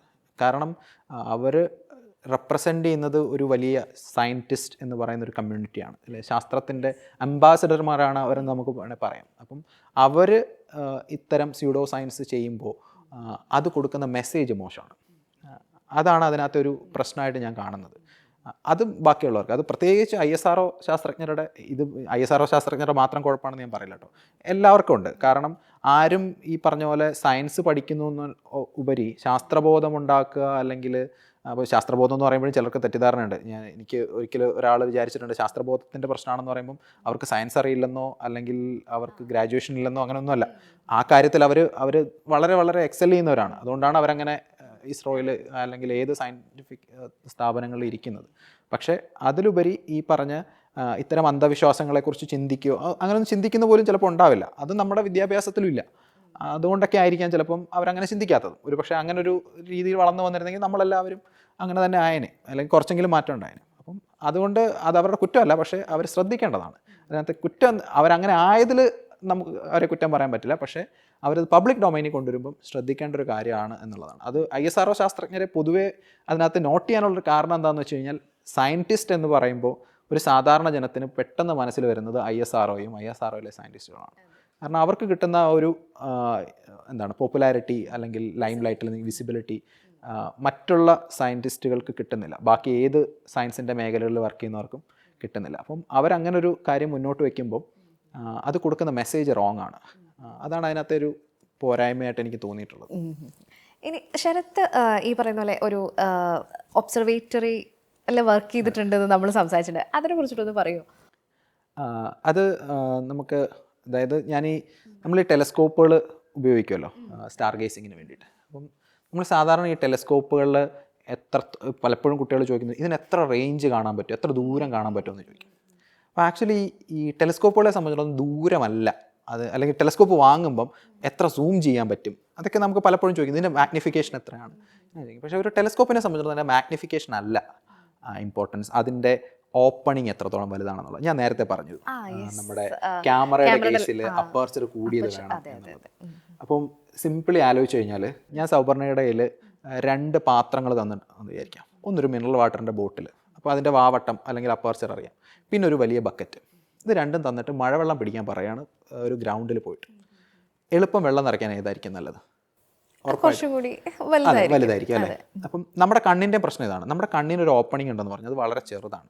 പക്ഷേ ടെലിസ്കോപ്പ് ഉപയോഗിക്കുമ്പോഴുള്ള പ്രത്യേകത, ടെലിസ്കോപ്പ് ഒരു ഫണൽ പോലെ ആക്ട് ചെയ്യും. ഒരു വലിയ സ്ഥലത്ത് വീഴുന്ന വെള്ളം എങ്ങനെയാണോ ഒരു ഫണൽ ഒരു ചെറിയ സ്ഥലത്തേക്ക് ആക്കി തരുന്നത്, അതേപോലെ നമ്മുടെ ലെൻസോ അല്ലെങ്കിൽ മിററോ ഉപയോഗിച്ച് ഒരു വലിയ സ്ഥലത്ത് വീഴുന്ന ഒരുപാട് ലൈറ്റ് അറ്റ് എ ടൈം എനിക്ക് കിട്ടും. അതായത് ഒരു വലിയ സ്ഥലത്തെ വെള്ളം എങ്ങനെയാണോ നമ്മൾ കളക്ട് ചെയ്യുന്നത് അതേപോലെ. അപ്പം അതാണ് ടെലിസ്കോപ്പുകൾ പ്രധാനമായിട്ട് ചെയ്യുന്നൊരു കാര്യം. ലൈറ്റ് കളക്ടേഴ്സ് എന്നാണ് പ്രോപ്പർലി നമുക്ക് ടെലിസ്കോപ്പുകളെ വിളിക്കാൻ പറ്റുന്നത്. അപ്പോൾ സാധാരണ നമ്മളിവിടെ ഒബ്സർവേഷനൊക്കെ കുട്ടികൾക്ക് പ്ലാനറ്റ്സിനൊക്കെ കാണിച്ചു കൊടുക്കാൻ ഉപയോഗിക്കുന്ന ടെലിസ്കോപ്പുകളുടെ വലിപ്പം എന്ന് പറഞ്ഞാൽ ഏതാണ്ട് ഒരു 6 ഇഞ്ചോ ഒരു 8 ഇഞ്ചോ ഒക്കെ ആയിരിക്കും അതിൻ്റെ ഡയമീറ്റർ എന്ന് പറയുന്നത്, ആ ഓപ്പണിംഗ് സൈസ് എന്ന് പറയുന്നത്. അപ്പോൾ അത് ഉപയോഗിച്ചിട്ടാണ് നമ്മളിവിടെ സ്കൈ വാച്ചിങ് ഒക്കെ നടത്തുക. അപ്പം അങ്ങനെ ഇരുന്നൊരു സ്ഥലത്ത് നിന്ന് എനിക്ക് എരീസ് എന്ന് പറയുന്ന Aryabhata research institute of observational science എന്ന് പറയും, അത് ഉത്തരാഖണ്ഡിലെ നൈനിറ്റാളാണുള്ളത്. അപ്പം അവിടേക്ക് ഒരു പ്രോജക്റ്റ് പൊസിഷൻ കിട്ടുന്നത്. അപ്പോൾ ഞാൻ അങ്ങനെ അവിടെ പോയപ്പം അതിൻ്റെ ഏറ്റവും അട്രാക്റ്റ് ചെയ്ത കാര്യം എന്താണെന്ന് വെച്ച് കഴിഞ്ഞാൽ, നമ്മുടെ ഇന്ത്യയിലെ ഏറ്റവും വലിയ സ്റ്റിയറബിൾ ഒപ്റ്റിക്കൽ ടെലിസ്കോപ്പ് സ്ഥിതി ചെയ്യുന്നത് എരീസിലാണ്. ദേവസ്ഥൽ എന്ന് പറയുന്ന സ്ഥലത്താണ്. അതേപോലെ തന്നെ ലോകത്ത് ഇന്ന് പ്രവർത്തനത്തിലിരിക്കുന്ന ഒരു ലിക്വിഡ് മിറർ ടെലിസ്കോപ്പുണ്ട്. അപ്പോൾ ഈ ലിക്വിഡ് മിറർ ടെലിസ്കോപ്പിൽ വർക്ക് ചെയ്യാൻ വേണ്ടിയിട്ടാണ് ഞാൻ പോകുന്നത്. അപ്പോൾ ഈ ടെലിസ്കോപ്പ് രണ്ടും ഇരിക്കുന്നത് അടുത്തടുത്താണ്. ആ ഒബ്സർവേറ്ററി നിൽക്കുന്ന സ്ഥലമാണ് ദേവസ്ഥൽ എന്ന് പറയുന്നത്. അപ്പം ഞാൻ നേരത്തെ പറഞ്ഞല്ലോ, ഞാൻ ആദ്യം കാണുന്ന ടെലിസ്കോപ്പ് അല്ലെങ്കിൽ ഞാൻ ഇവിടെ നാട്ടിൽ ഉപയോഗിക്കുന്നതിനകത്ത് ഏറ്റവും വലിയ ടെലിസ്കോപ്പ് ഞാൻ ഉപയോഗിച്ചത് 16 ഇഞ്ച് മാത്രമാണ് വലിപ്പം. അതിനപ്പുറത്തുള്ള ടെലിസ്കോപ്പൊന്നും ഞാൻ കണ്ടിട്ടില്ല. അല്ലെങ്കിൽ 8 ഇഞ്ചാണ് മിക്കവാറും ഉപയോഗിക്കുന്നത്. പക്ഷേ നേരെ അവിടെ ചെന്നപ്പോൾ ഞാൻ കാണുന്നത് 3.6 മീറ്റർ ഡയമീറ്ററുള്ള ടെലിസ്കോപ്പാണ്. അപ്പോൾ അതിനകത്ത് ഏറ്റവും അത്ഭുതം ആദ്യം തോന്നിയത് ഈ ദേവസ്ഥൽ ഒപ്റ്റിക്കൽ ടെലിസ്കോപ്പ് എന്ന് പറയുന്നത് ഡോട്ട് 3.6 എന്നാണ് അതിൻ്റെ പേര് തന്നെ. അപ്പോൾ അതിനർത്ഥം 3.6 മീറ്ററാണ് അതിൻ്റെ ഡയമീറ്റർ എന്നുള്ളതാണ്. അത് എൻ്റെ ഇരട്ടി വരും. അത്രയും വലിയ മിററാണ്, ഒറ്റ കണ്ണാടിയാണ്. ഓക്കെ, അപ്പം ഇത് ഫസ്റ്റ് ആ റൂമിലേക്ക് ചെന്ന് കയറുമ്പോൾ നമ്മളിത് കാണുന്നത് നമ്മളെ ഈ ട്രാൻസ്ഫോമേഴ്സിനകത്ത് ഒപ്റ്റിമസ് പ്രൈം ഒക്കെ അല്ലേ, ഒപ്റ്റിമസ് പ്രൈം ഒക്കെ ഇങ്ങനെ നിൽക്കുന്ന ഒരു ഫീലാണ്. ഏതാണ്ട് എന്നെക്കാട്ടിലൊരു 5-10 ആൾ പൊക്കം വരുന്ന അത്ര ഹൈറ്റും അതേപോലെ സൈസും ഉള്ള ഒരു ടെലിസ്കോപ്പാണ് ദേവസ്ഥൽ ഒപ്റ്റിക്കൽ ടെലിസ്കോപ്പ് എന്ന് പറയുന്നത്. അപ്പോൾ അതൊരു യുണീക്ക് ടെലിസ്കോപ്പാണ്, ഇന്ത്യയിലെ ഏറ്റവും വലിയ ടെലിസ്കോപ്പും. അതൊരു വളരെ ഇൻട്രസ്റ്റിംഗ് ആയിട്ടുള്ളൊരു എക്സ്പീരിയൻസ് ആയിരുന്നു. അതുകൊണ്ട് അതിൻ്റെ ഒരു രണ്ടാമതൊരു ചെറിയ മിറർ കൂടിയുണ്ട്. ആ മിറർ പോലും 1 മീറ്റർ വലിപ്പമുണ്ട്. അപ്പോൾ അത്ര വലുതാണ്. മാത്രമല്ല ഒരു എഞ്ചിനീയറിംഗ് ലെവലിൽ ചിന്തിച്ചു കഴിഞ്ഞാൽ ഇത്രയും വലിയൊരു ടെലിസ്കോപ്പ് നീങ്ങുമ്പോൾ ഒരു സൗണ്ടും ഇല്ലെന്നുള്ളതാണ്. ഒരു മെഷീൻ മൂവ് ചെയ്യുന്നതോ അല്ലെങ്കിൽ ജെർക്ക് ചെയ്യുന്നതോ അങ്ങനെയുള്ള ഒരു സൗണ്ടും ഇല്ല. കാരണം അത്രയ്ക്ക് സ്റ്റേബിൾ ആണെങ്കിൽ മാത്രമേ പ്യുവറായിട്ട് നമുക്ക് ഒബ്സർവേഷൻസ് ചെയ്യാൻ പറ്റുള്ളൂ എന്നുള്ളതാണ്. ഇനി മറ്റൊരു ടെലിസ്കോപ്പാണ് വളരെ യുണീക്ക് എന്ന് പറയുന്ന ഒരു ഇൻ്റർനാഷണൽ ടെലിസ്കോപ്പാണ് ഇൻ്റർനാഷണൽ ലിക്വിഡ് മിറർ ടെലിസ്കോപ്പ്. അപ്പോൾ ആ പേര് ശ്രദ്ധിച്ചാൽ മനസ്സിലാവും, ലിക്വിഡ് മിറർ എന്നാണ് പേര്. അപ്പം ഈ ടെലിസ്കോപ്പ് ഉണ്ടാക്കുമ്പോൾ ഏറ്റവും വലിയ പ്രശ്നം എന്ന് പറഞ്ഞു കഴിഞ്ഞാൽ നമ്മളൊരു കണ്ണാടി കഷ്ണം എടുക്കണം, അല്ലെങ്കിൽ ഒരു ഗ്ലാസ് എടുത്ത് അതിൻ്റെ സർഫസ് പോളിഷ് ചെയ്ത് ഗ്രൈൻഡ് ചെയ്ത് പോളിഷ് ചെയ്ത് ദെൻ അതിൻ്റെ മേളിൽ നമ്മൾ അലുമിനിയം പോലെ ഏതെങ്കിലും റിഫ്ലക്റ്റിംഗ് മെറ്റീരിയൽ കോട്ട് ചെയ്തിട്ടാണ്. അപ്പം വെറുതെ കോട്ട് ചെയ്താൽ പോരാ, ഇതിൻ്റെ ആക്യുറസി എന്ന് പറയുന്നത്, അല്ലെങ്കിൽ അതിനകത്തുണ്ടാകുന്ന ചില ഗട്ടറുകൾ ഉണ്ടാവുമല്ലോ, അല്ലെങ്കിൽ സർഫസിലുണ്ടാകുന്ന ഡീഫോർമേഷൻ, അത് ആ വേവ് ലെങ്ത്തിൻ്റെ ഓർഡറിൽ അല്ലെങ്കിൽ നാനോമീറ്റർ ലെവലിൽ ആക്യുറേറ്റ് ആയിരിക്കണം. അത് വലിയ ജോലിയാണ്. അപ്പം ഇത് ഒഴിവാക്കാൻ അല്ലെങ്കിൽ ഈ ജോലി ലഘൂകരിക്കാൻ വേണ്ടിയിട്ട് അല്ലെങ്കിൽ ഒരു സിമ്പിൾ ടെക്നോളജി ആയിട്ട് വന്നതാണ് ലിക്വിഡ് മിറർ എന്ന് പറയുന്നത്. അതെന്ത് ചെയ്യുന്നത് വെച്ച് കഴിഞ്ഞാൽ ഒരു പാത്രത്തിൽ വെള്ളം എടുക്കും. നമ്മൾ പണ്ട് സ്കൂളിലൊക്കെ കണ്ടിട്ടില്ലേ, നമ്മൾ പാത്രം ഇങ്ങനെ കറക്കുന്നത്, അല്ലെങ്കിൽ അവിടെ നമ്മൾ ബുക്ക് കറക്കില്ലേ, അതേപോലെ പാത്രം കറക്കാറുണ്ട്. ഇങ്ങനെ കറങ്ങിക്കൊണ്ടിരിക്കുന്ന ഒരു പാത്രമാണ്. അപ്പോൾ കറങ്ങിക്കൊണ്ടിരിക്കുന്ന പാത്രത്തിൽ ഒരു ലിക്വിഡ് വെള്ളമാണെന്ന് വിചാരിക്കുക. വെള്ളം സാധാരണ രീതിയിൽ ഫ്ലാറ്റ് ആയിരിക്കും, പക്ഷേ ഇതിങ്ങനെ കർവ് ചെയ്യും കറങ്ങുന്ന സമയത്ത്. അപ്പം ഈ കറങ്ങൽ നമുക്ക് ഉപകാരപ്പെടുത്താം. കറങ്ങുന്ന സമയത്തുള്ള ഈ ഷേപ്പ് ഒരു കോൺകേവ് ഷേപ്പായി. അപ്പോൾ ഇതിനകത്ത് നമ്മൾ വെള്ളം നിറയ്ക്കാൻ പറ്റില്ല, പകരം നമ്മൾ മെർക്കുറി നിറയ്ക്കും. അപ്പോൾ മെർക്കുറി റിഫ്ലക്റ്റിംഗ് ആണ്, ഓട്ടോമാറ്റിക്കലി നമുക്ക് ആ ഷേപ്പ് കിട്ടി. അപ്പോൾ അങ്ങനെയുള്ള 4 മീറ്റർ, മറ്റേ 3.6 ആണെങ്കിൽ ഇത് 4 മീറ്റർ വലിപ്പമുള്ള ഒരു വലിയ ഇതിങ്ങനെ കറങ്ങിക്കൊണ്ടേയിരിക്കുകയാണ്. അപ്പം അത്ര ഒരു ടെലിസ്കോപ്പിൽ വർക്ക് ചെയ്യാൻ പറ്റി. അവിടുത്തെ ഏറ്റവും രസകരമായ കാര്യം എന്ന് പറഞ്ഞു കഴിഞ്ഞാൽ അവിടുത്തെ സ്കൈ ആണ്. കാരണം ഒബ്സർവേറ്ററി വെക്കുന്നത് എപ്പോഴും നല്ല നൈറ്റ് സ്കൈ കിട്ടുന്ന, പ്രത്യേകിച്ച് അത്രയും റേഞ്ച് ആകാശത്തിനുള്ള അതെ, ആകാശം ലൈറ്റ് പൊല്യൂഷൻ വളരെ കുറവുള്ള വളരെ റൂറൽ ആയിട്ടുള്ള ഒരു സ്ഥലത്താണ് ഈ ഒബ്സർവേറ്ററി സ്ഥിതി ചെയ്യുന്നത്. ഞാനത് ടേക്കൻ കെയർ ചെയ്തില്ല എന്നുള്ളത് എൻ്റെ ഒരു കുഴപ്പമാണ്, അത് ഞാൻ പറയാം, ഇതിലേക്ക് വരാം. പക്ഷേ എൻ്റെ രസം എന്താണെന്ന് വെച്ച് കഴിഞ്ഞാൽ അത്രയും നല്ല നൈറ്റ് സ്കൈ കിട്ടുന്ന സ്ഥലം, അതേപോലെ ഹ്യൂമിഡിറ്റിയും വളരെ കുറവായിരിക്കും. ഹ്യൂമിഡിറ്റിയൊക്കെ ആക്ച്വലി നമ്മുടെ ഈ എത്രത്തോളം നക്ഷത്രങ്ങളെ കാണുന്നു അതിനെയൊക്കെ സ്വാധീനിക്കുന്നുണ്ട്. ഹ്യൂമിഡിറ്റി കൂടുതലാണെങ്കിൽ വിസിബിലിറ്റി കുറവായിരിക്കും. ഹ്യൂമിഡിറ്റിയൊക്കെ വളരെ കുറഞ്ഞ ഏതാണ്ട് ഒരു 20% താഴേക്ക് ഉള്ള സ്ഥലമാണ്. അപ്പം അവിടെ വളരെ മനോഹരമാണ് നൈറ്റ് സ്കൈ. നമ്മളിങ്ങനെ എന്താണ് 1000 കാന്താരി പൂത്തിറങ്ങി എന്നൊക്കെ പണ്ട് നമ്മൾ പറയുന്ന അതേപോലെ നക്ഷത്രങ്ങളെ കാണാം. അതേപോലെ എല്ലാ ദിവസവും നമുക്ക്, ഞാൻ പോകുന്നത് മിൽക്കി വേ കാണുന്ന സീസണിലാണ്. അപ്പം എന്നും നമ്മൾ ഇറങ്ങി പുറത്തേക്ക് മിൽക്കി വേ, നമ്മൾ വെറുതെ ആകാശത്ത് ക്ലൗഡ് കാണുന്ന കാര്യം പറയുന്ന പോലെ സിമ്പിളായിട്ട് മിൽക്കി വേ കാണാൻ പറ്റുന്ന ഒരു സ്ഥലം കൂടിയായിരുന്നു അത്. അപ്പോൾ എനിക്ക് ഒരുപാട് ആസ്ട്രോ ഫോട്ടോസ് എടുക്കാൻ പറ്റി. പക്ഷേ ഇതിനകത്ത് ഒരു പ്രശ്നം എന്താണെന്ന് വെച്ച് കഴിഞ്ഞാൽ, ഞാൻ ഈ കൂടുതലും പബ്ലിക് ഔട്ട്റീച്ച്, ഇങ്ങനെ ക്ലാസ്സുകൾ, ഇങ്ങനെ നിൽക്കുന്ന ഒരാളാണ്. അവിടെ ടോട്ടലി ഐസൊലേറ്റഡ് സ്ഥലവും. രാത്രിയിൽ ആസ്ട്രോ ഫോട്ടോഗ്രാഫി ചെയ്യാം എന്നുള്ളൊരു സന്തോഷമാണ്. പിന്നെ നമ്മുടെ വർക്കിൻ്റെ കുറച്ച് ഭാഗമുണ്ട്, അതും ചെയ്യാം. പക്ഷേ അപ്പാർട്ട് ഫ്രം ദാറ്റ് ആലോചിച്ച് കഴിഞ്ഞാലുള്ള പ്രശ്നം ഈ ഐസൊലേഷൻ ഭയങ്കര പ്രശ്നമായിരുന്നു. അങ്ങനെ ഞാൻ എനിക്ക് അസൈൻ ചെയ്ത ഒരു സെറ്റ് ഓഫ് വർക്ക് ഞാൻ കഴിഞ്ഞിട്ട് ഞാൻ പിന്നെ വീണ്ടും തിരിച്ച് ക്ലാസ്സുകളിലേക്കും ഒക്കെ വന്നതാണ്. പക്ഷേ അതൊരു വളരെ രസം, പ്രത്യേകിച്ച് ആ സ്ഥലം എല്ലാവരും പോയി വിസിറ്റ് ചെയ്യേണ്ട ഒരു സ്ഥലമാണ്. നൈനിറ്റാളോ ആ ഭാഗത്തൊക്കെ പോവുകയാണെങ്കിൽ ഇത്രയും വലിയൊരു ടെക്നോളജി നമുക്കുണ്ടെന്നും, രാജ്യത്തിൻ്റെ സ്വന്തം ഒരു ടെലസ്കോപ്പും മറ്റൊരു ഇൻ്റർനാഷണൽ ടെലസ്കോപ്പും, അപ്പോൾ ഈ 2 ടെലസ്കോപ്പുണ്ട്. മാത്രമല്ല ഏറ്റവും രസമെന്ന് വെച്ച് കഴിഞ്ഞാൽ നമുക്ക് അവിടെ നിന്ന് കഴിഞ്ഞാൽ ഒരു എൻറ്റയർ ഹിമാലയൻ റേഞ്ച് ഇങ്ങനെ വളരെ വൈഡ് വ്യൂവിൽ കാണാൻ പറ്റും ക്ലിയർ ആയിട്ടുള്ള സമയങ്ങളിൽ. അപ്പോൾ എൻ്റെ മോർണിംഗ് എന്ന് വെച്ച് കഴിഞ്ഞാൽ ഒരു റിസോർട്ടിൽ ആ ലെവലിൽ സ്റ്റേ ചെയ്യണമെങ്കിൽ വലിയ റേറ്റ് ആയിരിക്കും. അപ്പം രാവിലെ കാണുന്നത് സൂര്യൻ ഇങ്ങനെ ഹിമാലയത്തിൻ്റെ ബാക്കിൽ നിന്ന് ഉദിച്ച് വരുന്നത് കാണുന്ന രീതിയിലാണ് അവിടെ ജീവിക്കാൻ പറ്റുന്നത്. പക്ഷേ എല്ലാ ടൂറിസ്റ്റ് പ്ലേസിനും നമ്മൾ പറയുന്നൊരു പ്രശ്നമുണ്ട്, ജീവിക്കാൻ എപ്പോഴും അത്ര രസമാണെന്നില്ല, നമുക്ക് എല്ലാ കാര്യങ്ങളും ആക്സസിബിൾ ആണെന്നില്ല. പ്രത്യേകിച്ച് ഞാനൊരു പീപ്പിൾ പേഴ്സൺ ആണ്. സോ അങ്ങനെ ഐസൊലേഷൻ ബുദ്ധിമുട്ടാണ്. അതർവൈസ് അതൊരു എല്ലാവരും പറ്റുമെങ്കിൽ ആ ഭാഗത്ത് എവിടെയെങ്കിലും നോർത്ത് ഇന്ത്യയിൽ പോവുകയാണെങ്കിൽ പോയി അവരെ വിസിറ്റ് ചെയ്യാൻ അനുവദിക്കുകയും ചെയ്യും. നൈറ്റിൽ പോകാൻ പറ്റില്ല, അത് ആൾക്കാർക്കുള്ളൊരു തെറ്റിദ്ധാരണയാണ്. ഇപ്പം അത്രയും വലിയ ടെലസ്കോപ്പ് അല്ലേ, എനിക്കൊന്നും നോക്കാൻ പറ്റുമോ എന്നുള്ളത്. അതിനകത്തെല്ലാം പ്രത്യേകം വെച്ചാൽ നമുക്ക് നോക്കാൻ പറ്റില്ല. അതുപോലെ ഞാൻ വിചാരിച്ചാലോ അല്ലെങ്കിൽ അവിടെ വർക്ക് ചെയ്യുന്ന ആർക്കും തന്നെ, ഏത് സയൻറ്റിസ്റ്റ് വിചാരിച്ചാലും അതിനകത്തോട് നോക്കാൻ പറ്റില്ല. കാരണം അതിനകത്തൊരു നോക്കുന്നൊരു സ്ഥലമില്ല. പകരം അതൊരു ക്യാമറ കണക്ട് ചെയ്ത് ഒരു കമ്പ്യൂട്ടറിലാണ് അത് കാണുക. അപ്പോൾ കമ്പ്യൂട്ടർ സ്ക്രീനിൽ നിങ്ങൾക്ക് കാണാം എന്താണ് ഇപ്പോൾ കാണുന്നതെന്നുള്ളത്. അപ്പം അല്ലാതൊരു വിഷ്വൽ നോക്കലല്ല അത്, കാരണം അങ്ങനെ അതിന് വേണ്ടിയിട്ടല്ല. അപ്പോൾ ഈ ഡേറ്റ കളക്ട് ചെയ്യുക, ആ ഡേറ്റ സയൻറ്റിഫിക് സ്റ്റഡീസിന് വേണ്ടി ഉപയോഗിക്കുക എന്നുള്ളതാണ്. പക്ഷേ പകൽ സമയത്ത് നമുക്ക് ഏരീസിൻ്റെ വെബ്സൈറ്റിൽ നിന്ന്, ആര്യഭട്ട ഇൻസ്റ്റിറ്റ്യൂട്ടിൻ്റെ വെബ്സൈറ്റിൽ നിന്ന് നമുക്ക് റിക്വസ്റ്റ് കൊടുത്തിട്ട് നമുക്ക് അവിടെ പോയി വിസിറ്റ് ചെയ്യാം, ഈ ടെലസ്കോപ്പൊക്കെ കാണാം. അവിടെ ഉള്ളവർ അതെല്ലാം എക്സ്പ്ലെയിൻ ചെയ്ത് തരും. ഇനി നമുക്ക് ഒരുപാട് കാര്യങ്ങൾ സംസാരിക്കാനുണ്ട്. എങ്കിലും ഇപ്പോൾ ആസ്ട്രോണമിയുടെ കൂടെ ഇത്രയും കാലമായിട്ട് സഞ്ചരിച്ചുകൊണ്ടിരിക്കുന്ന ഒരാളെന്നുള്ള രീതിയിൽ ഏതൊക്കെ രീതിയിലാണ് പേഴ്സണലി, ഏതൊക്കെ അർത്ഥത്തിൽ ചേഞ്ച് ചെയ്തു, ഇനി അങ്ങനെ എന്തെങ്കിലും ഇൻഫ്ലുവൻസുകൾ ഉണ്ടായിട്ടുണ്ടോ? ഇൻഫ്ലുവൻസ് ഒന്ന്, ഞാനൊരു ഫ്രീലാൻസ് മേഖലയിലായതുകൊണ്ട് തന്നെ അതൊരു വലിയ മാറ്റമാണ്. അതായത് ഒരുപാട് ആൾക്കാരെ കാണാം. ഇപ്പം ഞാനൊരു ഇൻസ്റ്റിറ്റ്യൂട്ടിൽ പഠിപ്പിക്കുകയാണെങ്കിൽ ഞാൻ കാണുന്ന കുട്ടികൾ ഒരു ഫിക്സ്ഡ് ഓഡിയൻസ് ആയിരിക്കും, അറ്റ്ലീസ്റ്റ് കുറച്ച് നാളത്തേക്കെങ്കിലും.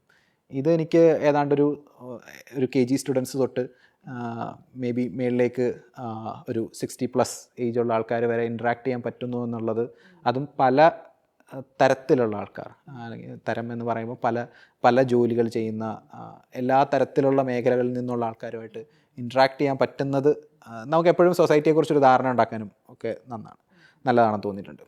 പിന്നെ രണ്ടാമതൊരു കാര്യം ക്ഷമയാണ്. അത് ആസ്ട്രോണമി പ്രാക്ടീസ് ചെയ്യുന്ന എല്ലാവർക്കും അറിയാം. പലപ്പോഴും ഈ ആസ്ട്രോണമിക്കൽ ഈവൻറ്റ് വരുമ്പോൾ നമ്മൾ ഈ മഴയായിരിക്കും എന്ന് പറഞ്ഞില്ലേ, പലപ്പോഴും നമ്മൾ വെറുതെ പോലും ആൾക്കാർ ഡിസപ്പോയിൻറ്റഡ് ആവും അതിനകത്ത്.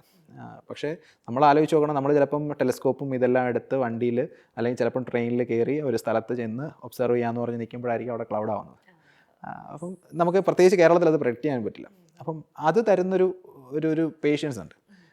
അതേപോലെ ആസ്ട്രോ ഫോട്ടോഗ്രാഫി, പ്രത്യേകിച്ചും ആസ്ട്രോ ഫോട്ടോഗ്രാഫി ഞാൻ നേരത്തെ പറഞ്ഞില്ലേ, thousands of ഫ്രെയിംസ് ആയിരിക്കും നമ്മളെടുത്ത്. നമ്മൾ ഈ ഫോട്ടോഗ്രാഫിയിൽ ഒരു കോട്ട് പറയാറുണ്ട്, ഒരു ഫോട്ടോഗ്രാഫറുടെ ആദ്യത്തെ 10,000 ഫോട്ടോസ് വേസ്റ്റ് ആണെന്നുള്ളത്. അത് പറയുന്നത് വേറൊന്നുമല്ല, നമ്മൾ പഠിച്ചു വരുന്ന ഒരു സമയമാണല്ലോ അത്, അതുകൊണ്ട് പറയുന്നതാണ്. ആദ്യത്തെ 10,000 ഫോട്ടോസ് നമ്മൾ പഠിക്കുന്നത്, പിന്നീടാണ് നമ്മൾ റിയൽ ഫോട്ടോഗ്രാഫർ ആവുന്നതും എന്ന് പറയാറുണ്ട്. അതേപോലെ ആസ്ട്രോ ഫോട്ടോഗ്രാഫിയിൽ ചിന്തിക്കുകയാണെങ്കിൽ അത് 10,000 50,000 ഫോട്ടോസ് നമുക്ക് ചിലപ്പോൾ വേസ്റ്റ് ആയിരിക്കും. നമ്മൾ ഈ മണിക്കൂറുകൾ എടുത്ത് രാത്രിയിൽ എടുത്ത ഫോട്ടോസ് ചിലപ്പോൾ പ്രോസസ്സ് ചെയ്യുമ്പോൾ മോശമായിരിക്കാം. അപ്പം അതിൽ നിന്ന് കിട്ടുന്നത് ഒരു പേഷ്യൻസ്, സമാധാനം ആയിട്ട് ഡീൽ ചെയ്യുക, അങ്ങനെയുള്ളൊരു ചേഞ്ച് ഉണ്ടായിട്ട്. പിന്നീട് എന്തെങ്കിലും ചേഞ്ച് ഉണ്ടോയെന്ന് എനിക്ക് കൃത്യമായിട്ട് പറയാൻ പറ്റില്ല, ഞാൻ അതിനകത്ത് നിൽക്കായതൊന്നും. അതെ. എനിക്ക് പേഴ്സണലി ഫീൽ ചെയ്തിട്ടുള്ളത് ഇതാണ്. അപ്പോൾ ഇനി നമുക്ക് ഇനിയും ഇരിക്കാം, ഇനിയും സംസാരിക്കാം. വളരെ വളരെ കാഷ്വലായിട്ട് ഇങ്ങനെ സംസാരിച്ച് പോയപ്പോൾ സമയം പോയത് പറഞ്ഞില്ല. അതെ, ഒരുപാട് നേരം നമ്മൾ സംസാരിച്ചു. എന്തായാലും ഒരുപാട് സന്തോഷം. Thank you. Okay, thank you so much.